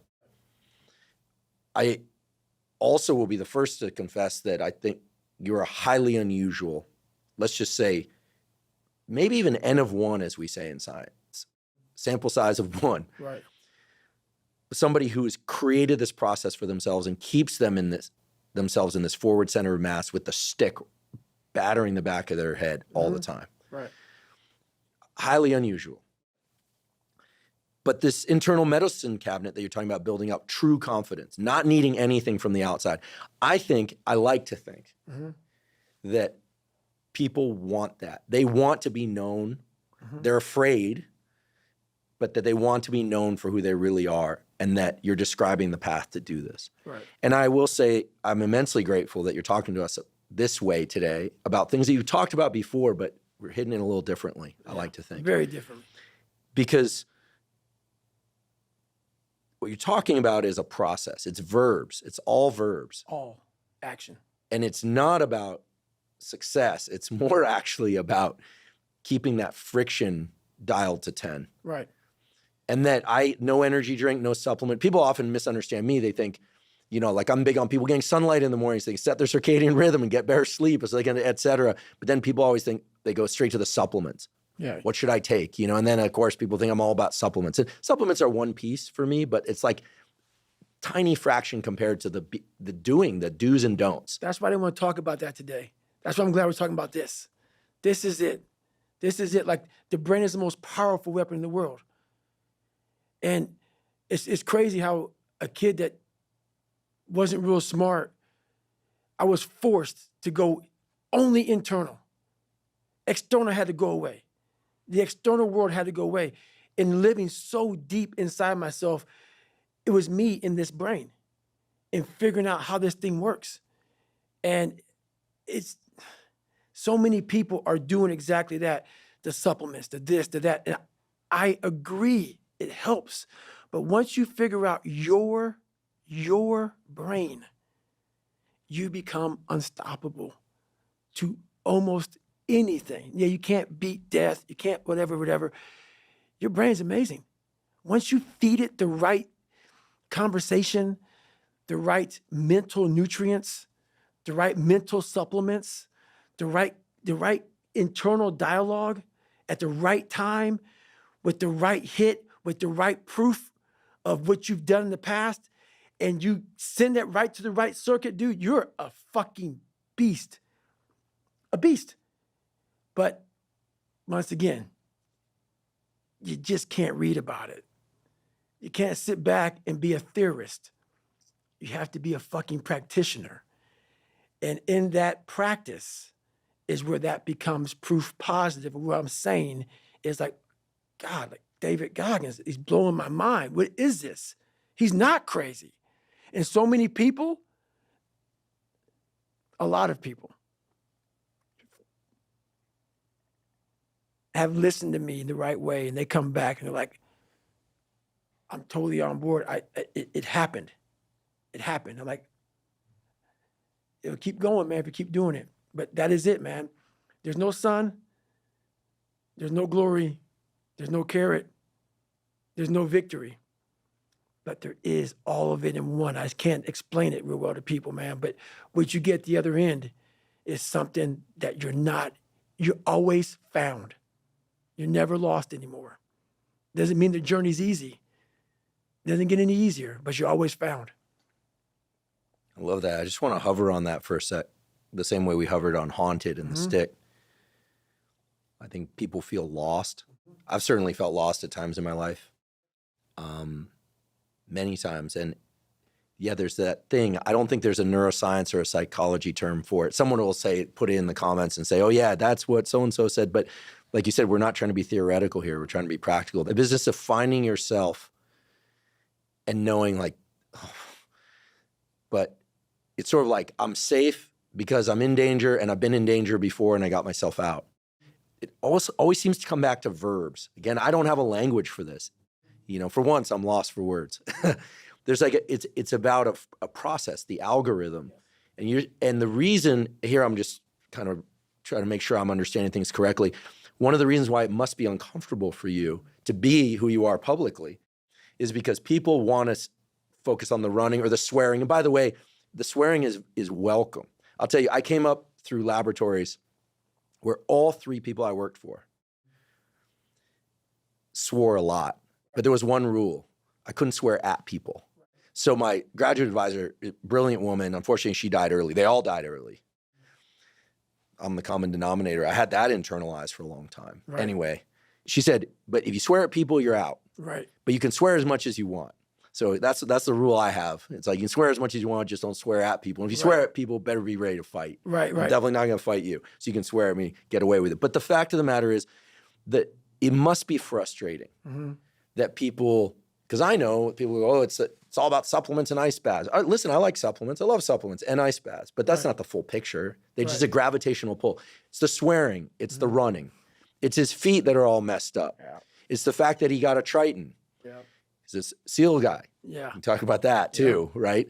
You know, and there's a gravitational pull for people, and they're missing that's like the tip of the iceberg is what I'm realizing. I'm realizing that today, thanks to the way you're phrasing things, because the bigger vessel is all in here. And as you said, how do you put that in a book? It's impossible. Because it's highly individual. Yes. You do it your way. Yes. And you're saying everyone needs to go figure out how to do it their way for them. Yes. And the thing about being misunderstood is very frustrating, more than I can even imagine. I can't even express how frustrating it is when the cussing and everything comes from a place of real. I can't explain what I do without it. The passion comes out of me. It's almost like speaking in tongues.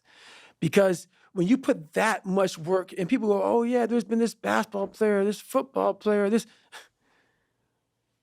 Dude, no. Everything is work. Everything. And people don't believe it. So when I speak, the motherfucker and the fuck and the shit and that is what it took for me, what it takes for me. The anger, the passion, the jaw dropping, just it takes that because I'm not that. This is how I look at it, man. What built this guy? Let's imagine being in the coldest water you can possibly take. I always go back to Hell Week with this. I hated the water. Hated it. You're sitting there locked arms and you're in the water all the time. And they're bringing you in and out of the water. In and out of the water. When you have this dialogue in your head, and these people are judging me off of a freaking 1-minute video, and you're constantly your whole life, when you figured it out, 24, I just fucking gotta, and this is just gonna suck. Every day is gonna suck. And live like that to be better. And I put it this way, I'm in the water is going over my head, the Pacific Ocean, you know it's freezing. February, cold as shit. Been through 3 hell weeks. For you to constantly win, when this voice over here, the real you, is saying, get the fuck out of here. Go. You're nobody. You've always been nobody. And it's true. People don't hear that. That's a true voice. That's the real reality of David Goggins at 24 years old. It's not a false reality. And then you had to create another voice over here that is saying you're better than that other voice. And you're in the freezing cold water that both voices don't want to fucking be in. But you win. And it goes from the water to the studying, to the running, to the losing weight, to how you eat, to how you function as a man. Every day of your life, you're winning these battles. And then I have normal people who only have one voice. They never created the second voice. The winning voice is the second voice. They have one voice. And that's just, I'm a piece of shit. And that's all they hear. And then they judge people like me who are out here trying to be better. It's something that I can never really, it's a frustrating thing for me. Because I know the majority of people. I know what goes on in the brain because I studied the mind more than you. Because I'm a practitioner. So for you to be a piece of shit and come out of that, you don't just come out of it. You spend decades studying your mind and the human mind on how it functions in good environments, bad environments, stressful environments, patient environment. You studied all because you had to put all this together to create the mind to become successful. So it was like God blessed me with this brain. I had to create a mind. And so in doing so, I figured out every piece of shit human being in the world because that's what I was going off of for myself. So I know why you go on Instagram. I know why because you just have the time. You have the time because you don't want to put that time into bettering oneself. So I know why I'm misunderstood.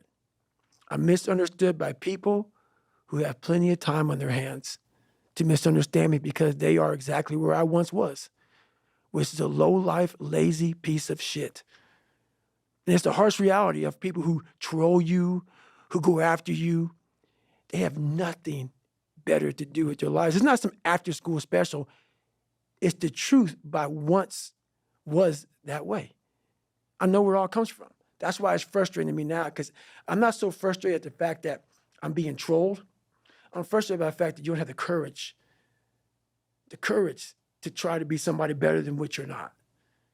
And that's the frustrating part. It's interesting because earlier we were talking about relationships, and you said in a very candid way, and I really appreciate you sharing that you make sure that the people close to you, your family, has everything they need. Right. And that they also understand that you're going to take what you need to continue to build you. Right. Period. Period. In some ways, it seems you've also included the general public in that family. You're saying, listen, I'm going to give you what you need. I'm going to give you as much of myself as I can, except I'm going to stop right at the line. That's right. That if I were to cross it, is going to prevent me from continuing to build myself. And by the way, this relationship only exists because I don't cross that line. That's right. And I think as much as there are detractors out there, or people that try, right? I mean, it's pretty, whatever they're doing is pretty feeble in my mind. I mean, it's like cap gun fire, you know, Yes. if that. It's very feeble. You know, so many of us, men and women, old and young, hear something and feel something in your message. Well, like, yeah, like it seems kind of crazy. Gosh, like, doesn't he ever just relax? You know, what about his sleep? You know, Yep, like, hear it all the time. look at his feet. He's gonna injure himself. I've heard. Listen, I'll be very direct. I got friends who are in the teams who just go, "Yeah, what's he gonna do when he can't run?" And I know the answer is keep running. That's right. Right, but it's more comfortable for people, even high achievers, Especially high achievers. to believe that if you took one thing away, that it would all go away. It's absolutely clear that's not the case with you. I'm 100% convinced. I just know that because what we're talking about is this. You know how many times I haven't been able to run? 2 heart surgeries, multiple knee surgeries, and after every knee surgery, they say you're not gonna run again. And I'm fine with that. There's no running up here, bro. None. This was what it was all about. That's what they lost. What if you can't run? Give a fuck. It was never about running. Why do you think I run? It's the worst thing. I hate doing it more than anything. Hence the willpower. Right. Your anterior mid-cingulate cortex Hence the willpower. would start to regress if you loved running. Think about it. Every day I wake up, I don't just run a mile, 2 miles. It's the one thing I hate the most to do, and I do it like I love it. 250, 60, 70, 300-mile runs at one time, no sleep. And every step, when I get to think about this, I get to the fucking start line, cussing at Jennifer. Why the fuck am I here? I hate this shit. After 70 some hours of running, every fucking question I ever had is answered. Every question I had is answered. I cap success. People go, what do you mean you cap success?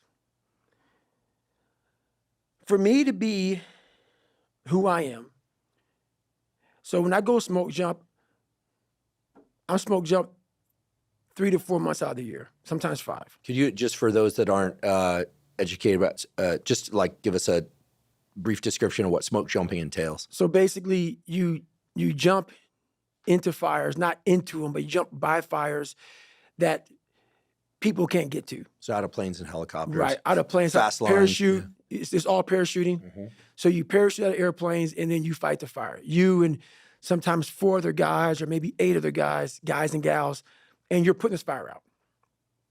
So I lose millions of dollars every summer to do this. It blows people's minds. Why the hell are you doing this? And you're breathing soot. I'm being sick, knees are jacked up, hitting the ground, hurting, whatever. Talking to normal people, they'll never get it, so I don't even explain it to them. But this is why I call cap success. I'm talking financial success. For me to continue having that willpower, the second I just become a speaking monkey and travel around and speaking gigs 12 months out of the year, put camps on, do this, put on lectures, get supplement lines and do this and write more books and shit. I've ruined the exact thing I worked on my entire life. And while I didn't know it until today, but something always told me, this is a very, very, very perishable skill, this willpower that you have, because I do have a willpower that I have never seen in anybody in my life. It is a haunting force that just keeps me going. And I know that that is my strength.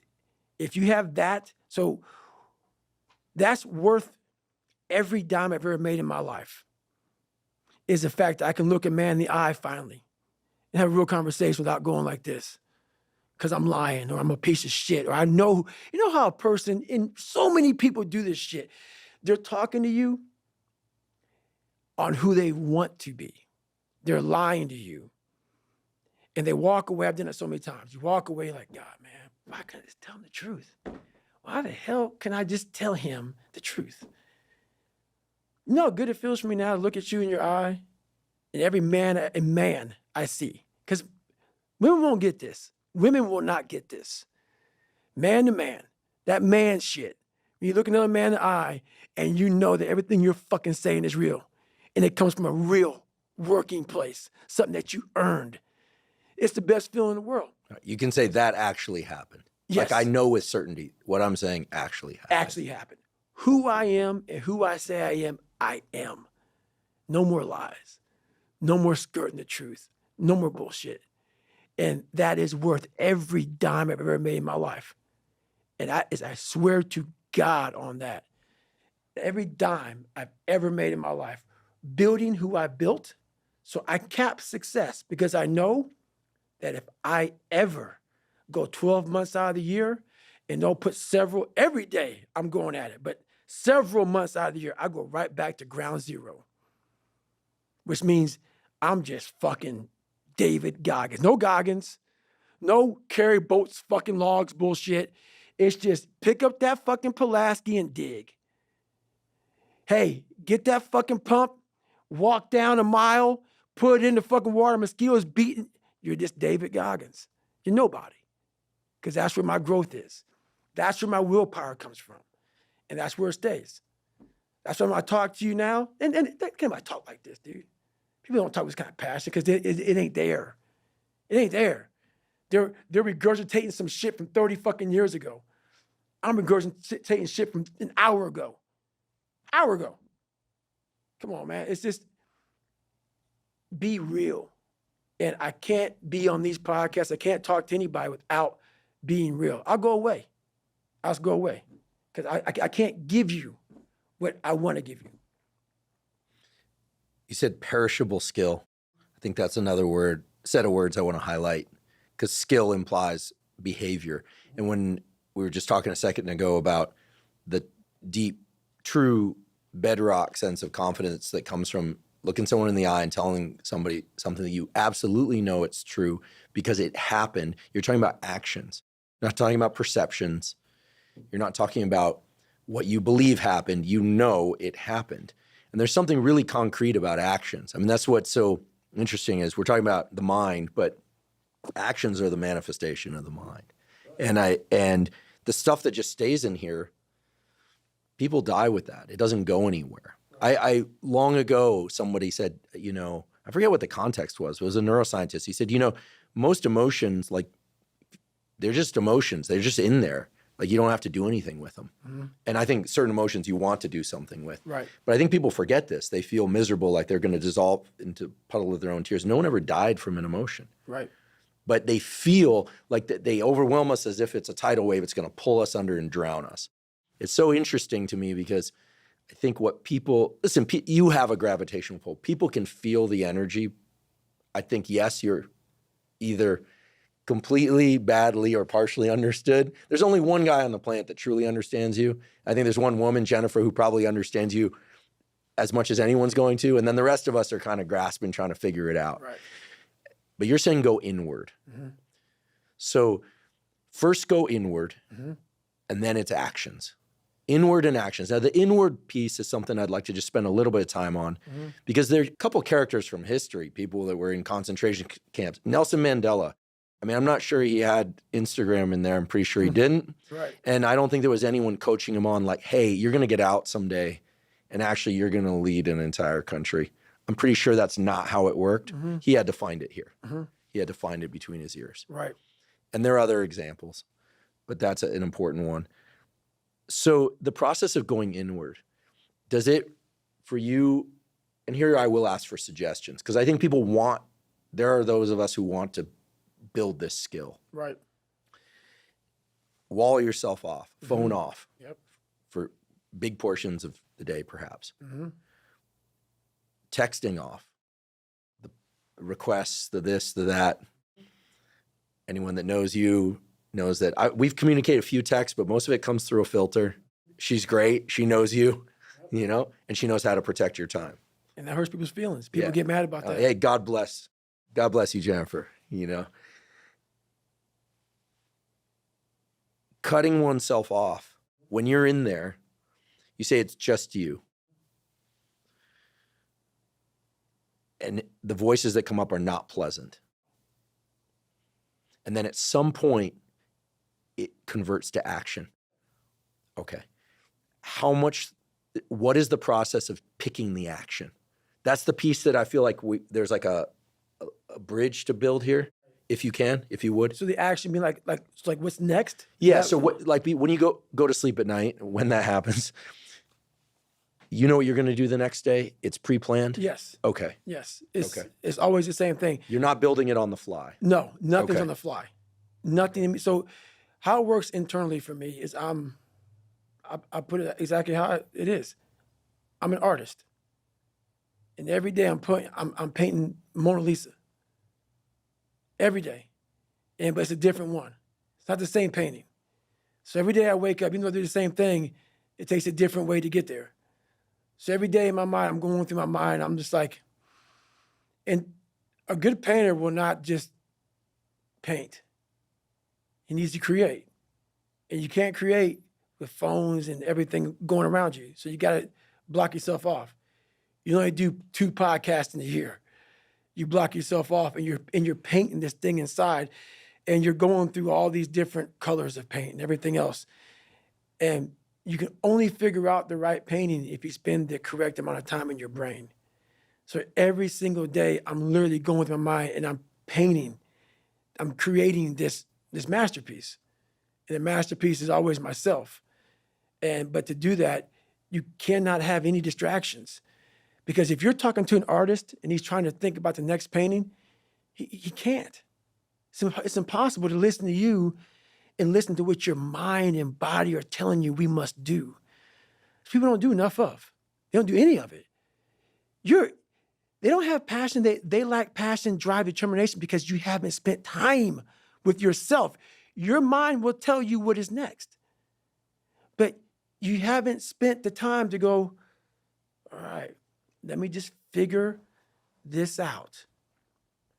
You're looking for, let me Google this and let me Google that and you're not going to find it there because there's billions of people in this world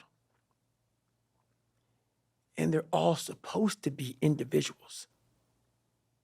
But we have a pack mentality. That's why you're so fucking lost. Why am I so unique? I'm being exactly what the fuck I was supposed to be. I ain't follow shit. And when I did follow shit, I was like everybody else. The second I said, okay, man, hang on, dude. You don't like this, you don't like this, you don't like this. Who are you, David Goggins? Who are you supposed to be? Miraculously, all these things just, I couldn't even, the list of shit I had to do just wham. It's like, fuck, okay. Wow. Once you sit down with yourself and say, okay, I don't want to be like Michael Jordan or Jim Brown, that both were on my birthday. So I looked at their birthdays, like, oh, maybe I can be one of these. I can't. I'm going to be David fucking Goggins. And that looks like this. It just came, everything flooded.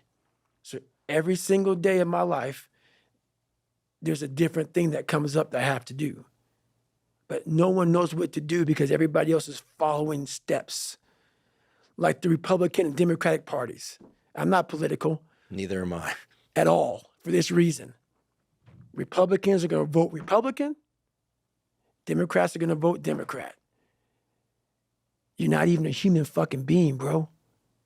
No way all you fuckers agree with all the same fucking shit. And I know I don't. So once you figure out yourself and who you are, all the answers come.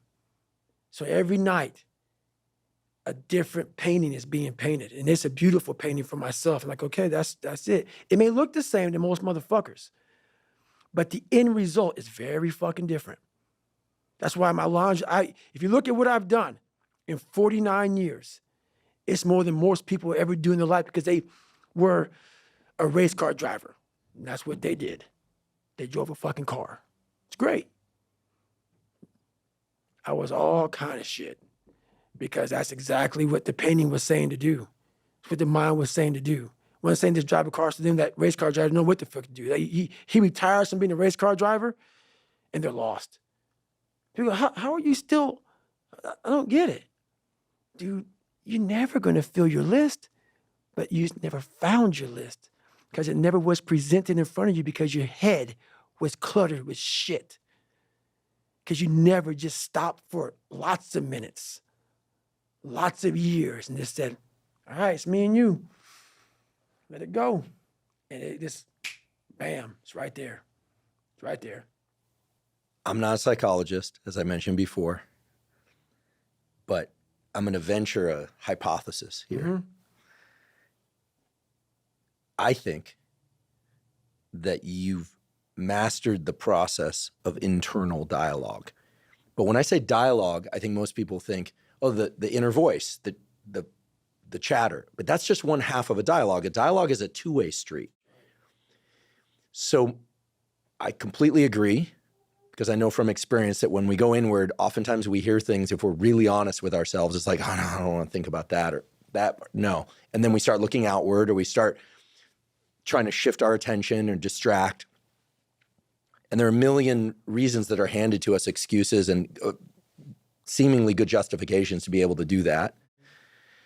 But dialogue is a two-way street. And it hit me while you were just saying what you were saying. I was paying very close attention, and I realized David Goggins is talking about the voice that comes up, including the terrible stuff that no one wants to hear about themselves from themselves. But then he's also got the dialogue down where he knows the counter voice. That's right. He goes, yeah, you're right. And so I'm going to do this. Or maybe, no, remember this. You're in a dialogue, a two-way dialogue in there, not a one-way chatter dialogue. There are books written by famous psychologists about chatter, trying to shift your internal narrative. You're like, bring the internal narrative. That's what going inward is about. But it's not one voice. Again, there's a hypothesis. I'm not claiming to be all-knowing. Lord knows I'm not all-knowing, okay? But you've mastered the dialogue, and if there are three voices, strong, medium, and weak in there, you're like, let's all come to the table. Right. So you've got a symphony of voices in there that are all you, that you know to be you. Right. And you know how to have those conversations. You're not afraid to be in those conversations. And then you know what the outcome of that committee decision is, and you put it into real world action. And the world only sees the action. That's it. And only you can know your internal dialogue. Mm-hmm. And only I can know my internal dialogue. And the only way to, quote unquote, know it is to spend a hell of a lot of time there. That's right. Okay. A lifetime. Got it. A lifetime. Like, think about it. For me to be sitting here in front of you, you're not going to call 300-pound Ecolab guy to come sit here. You might. I don't know. Maybe. Probably not. Probably not. Think about this. What we teach people is kindness to yourself. Do you think if I taught myself kindness, and I agree with it, guys, so many people take me out of context, it's ridiculous. Take it however the fuck you want to take it. When I was 300 pounds, where do you think that conversation would have got me if I spoke kindness to myself? I'll tell you where it gets me. Right back to 7-Eleven, another box of mini chocolate donuts and a chocolate milkshake. That's the one voice. That's the one voice that most of us have that you're talking about. If you don't have a conversation in there, the other voice that you create that says, okay, How does this look? It looks very ugly. That kind conversation for me went away a long time ago, which is why the dialogue is now, which you see a lot of action, because most people have inaction because there's one person talking. And that one person is always leading you down the same path, the path that makes you feel very comfortable and happy with yourself. The second you create the other voice, there's conflict, there's battles, there's wars, there's defeat.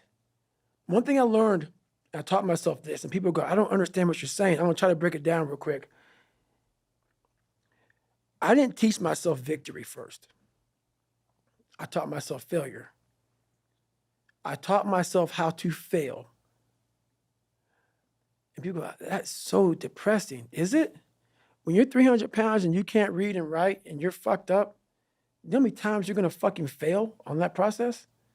So if you don't know how to fail, there is no victory. I never talked about winning because I knew the path to winning was gonna be years of failing first. So I taught myself how to fail properly. No one teaches you how to fucking fail. But if you're going out for insurmountable fucking odds that make absolutely no fucking sense, a black kid that can't swim, 300 pounds gonna be a Navy SEAL. Okay. You better teach yourself how to fail first. Because if you sit in failure for too long, you will never come out of it. So the first part of my success was learning how to fail properly. And then eventually, I started getting a few victories. But that's what people don't get. When you have buried yourself in such a deep fucking hole, you better first talk about the failures you're gonna have first. And that's when that other voice comes up. It tells you we gotta do something, but it also tells you, boy, I'm not gonna lie to you, Goggins. You're in for a fucking climb, bro. You're gonna get your ass handed to you, made fun of, the outside noise, the inside noise. Both voices are gonna be fucking telling you to go fuck yourself. You are in for hell, bro. I am. So I better learn to fail. So this is what you mean when you say that whatever anyone says, it's insignificant. Insignificant as fuck. Right. It's the cap gun fire because Yes. it's just like it, because the voice in your own head is far worse. And I should say, sorry, one of the voices Yes. in your head. Yes. Yeah, I'm being very like detailed, almost surgical about that because I think this thing about inner dialogue we think is one voice. Yes. But you're making it clear it's many voices. It is. And the thing about it is you have to be really, and sometimes all the voices are telling you the wrong shit, man. But through years, not a podcast or listening to a book or reading a book, years of sacrifice, of suffering, of diligent, pinpoint fucking work on what you want to do for yourself. Not like, oh, let me just do a bunch of shit. I want to be in every task possible. No.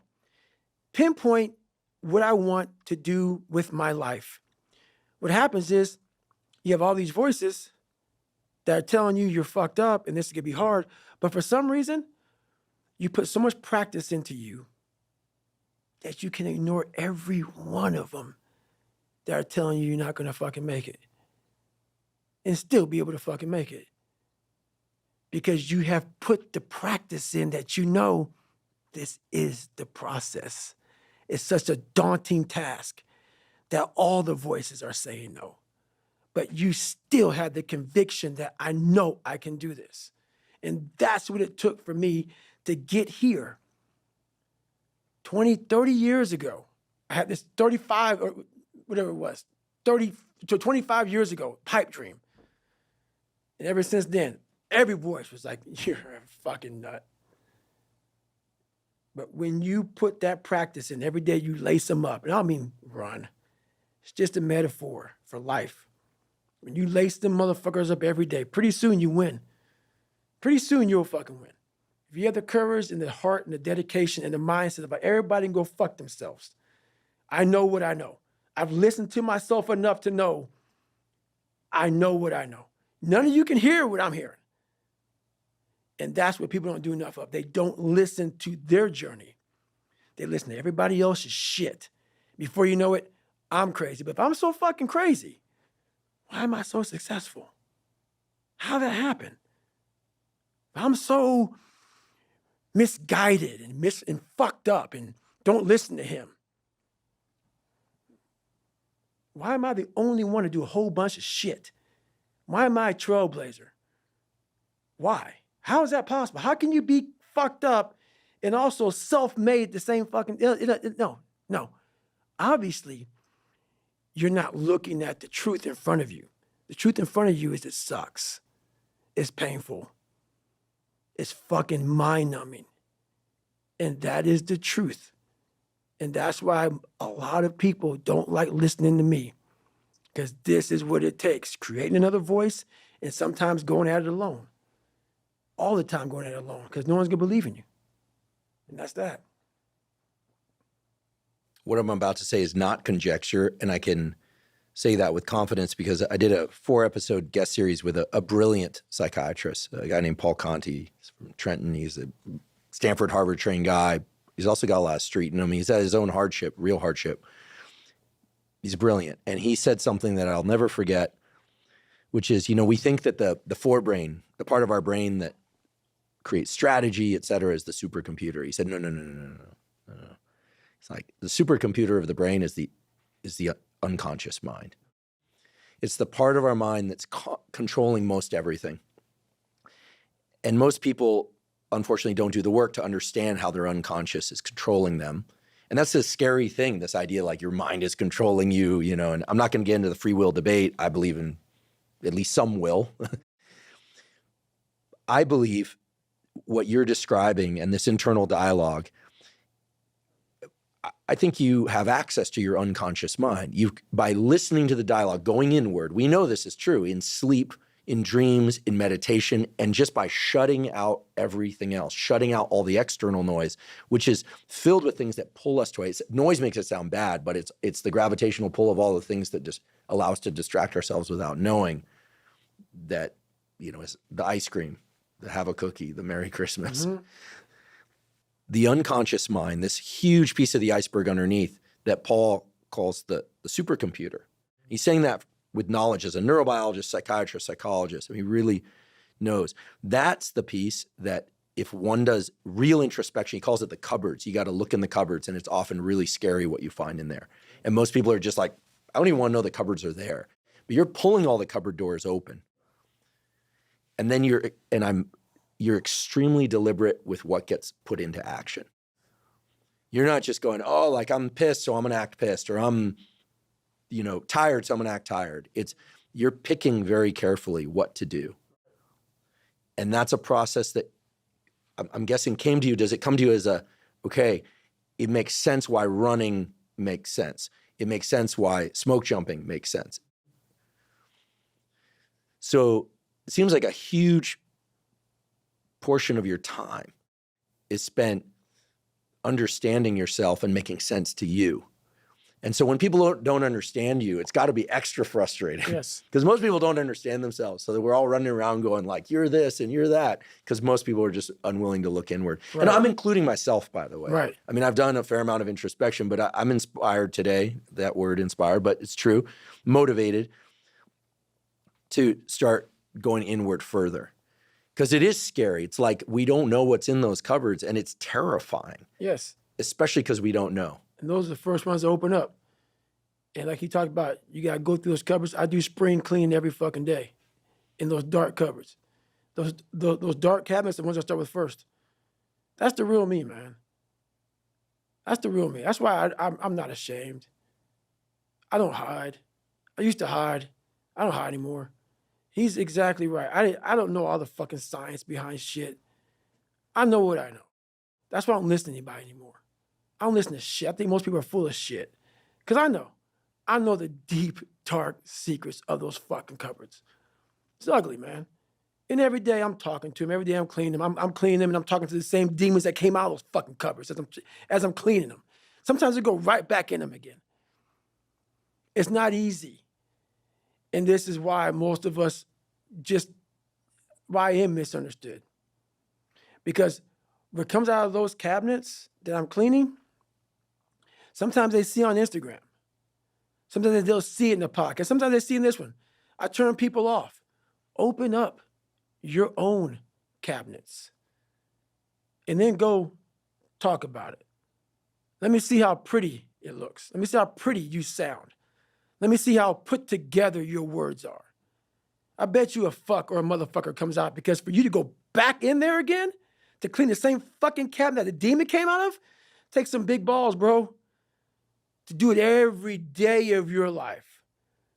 To go back in there and spring clean every day. Not once a fucking year. Once every decade. Every day you know it gets dusty. And every day you don't start with the victories. You don't go, oh, this is nice. Look at my I love me wall. Let me clean up this little dusty. No, I go right for the things that are going to keep me buried. And I go right there first, because if I don't clean those out first, the day doesn't start. So what he's saying to me is truth. And like I told you many times a day, I could never figure out how to explain this shit to people, because I'm not neuro nothing. I'm just a guy that said, okay, we got to start in the dungeon and we got to stay here for the rest of our lives. For you to become successful, the dungeon is a place that has to be clean. And it's the scariest place to be. That's why I'm misunderstood, because I'm speaking from the dungeon. That's why I am successful, because I go there every damn day. And that is the truth, what he says. It's the exact truth. Those cabinets are fucking dusty, dirty, and scary as shit. Broken glass, fucking dark, spiders, cobwebs, but most of all, your biggest fears. The biggest things that put you in the fucked up place you are today are in there. That's why we all like to keep them shut, even like to lock them up, act like they never happened. That's why you never grow. You never improve. You never have real conversations like we're having right now. Never. Never. Oh, no. Let's not go there. I talk to so many people who tell me that. Let's talk about this. Because they'll tell me, but they can only say it once. And they'll say it in passing. They won't get deep in the weeds with it. Like, you can't just clean it. Motherfucker, you got to spit shine that motherfucker. You got to relive it.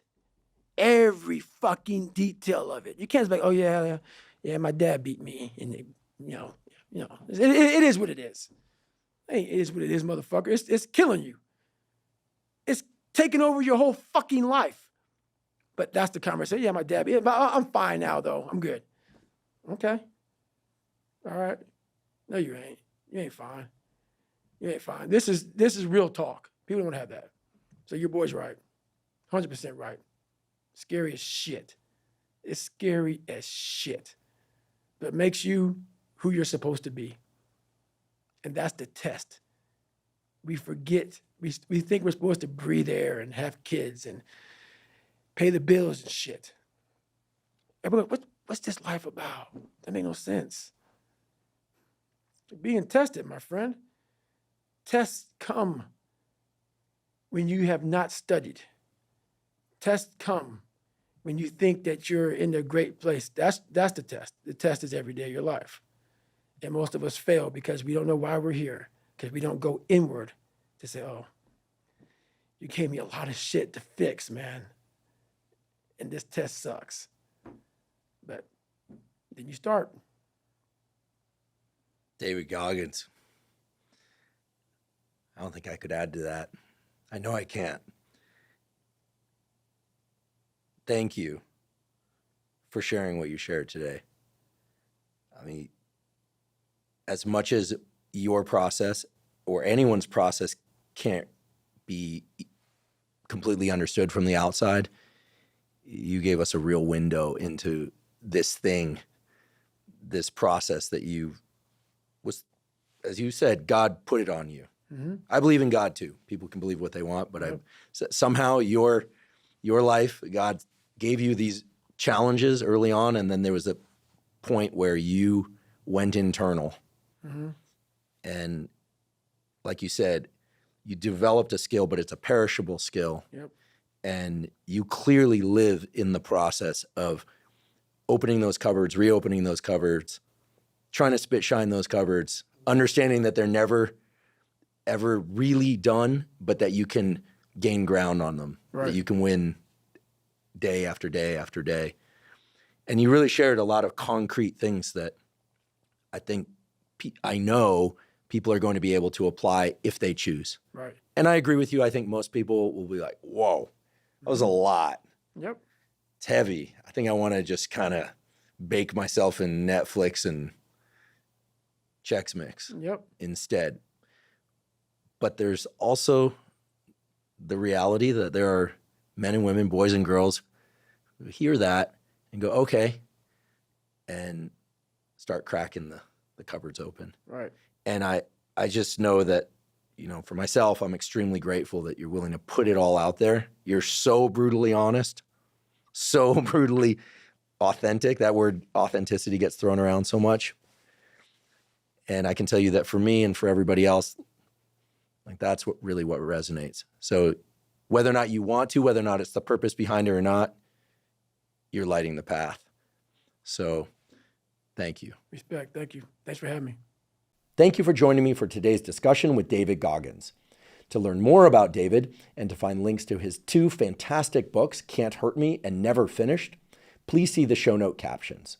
If you're learning from and or enjoying this podcast, please subscribe to our YouTube channel. That's a terrific zero-cost way to support us. In addition, please subscribe to the podcast on both Spotify and Apple. And on both Spotify and Apple, you can leave us up to a 5-star review. Please also check out the sponsors mentioned at the beginning and throughout today's episode. That's the best way to support this podcast. If you have questions or comments about the Huberman Lab podcast, or if you have suggestions about guests or topics that you'd like me to cover, please put those in the comment section on YouTube. I do read all the comments. Not on today's episode, but on many previous episodes of the Huberman Lab podcast, we discuss supplements. While supplements aren't necessary for everybody, many people derive tremendous benefit from them for things like improving sleep, for hormone support, and for focus. If you'd like to learn more about the supplements discussed on the Huberman Lab podcast, please go to Live Momentous, spelled O-U-S. So that's livemomentous.com/Huberman. If you're not already following me on social media, I am Huberman Lab on all social media platforms. So that's Instagram, Twitter, Threads, X, LinkedIn, and Facebook. And on all those platforms, I discuss science and science-related tools, some of which overlaps with the content of the Huberman Lab podcast, but much of which is distinct from the content on the Huberman Lab podcast. So again, it's Huberman Lab on all social media platforms. If you haven't already subscribed to our Neural Network newsletter, I encourage you to do so. It is completely zero cost, and it provides podcast summaries and protocols in the form of brief PDFs of 1 to 3 pages. Things like deliberate cold exposure, a protocol for foundational fitness, a protocol for deliberate heat exposure, for managing dopamine, for optimizing your sleep, and so on and so on. Again, completely zero cost. You simply go to hubermanlab.com, go to the menu, scroll down to newsletter, and click on the newsletter tab, and you enter your email to sign up. But I should point out that we do not share your email with anybody. Thank you once again for joining me for today's discussion with the one and only David Goggins. And last but certainly not least, thank you for your interest in science.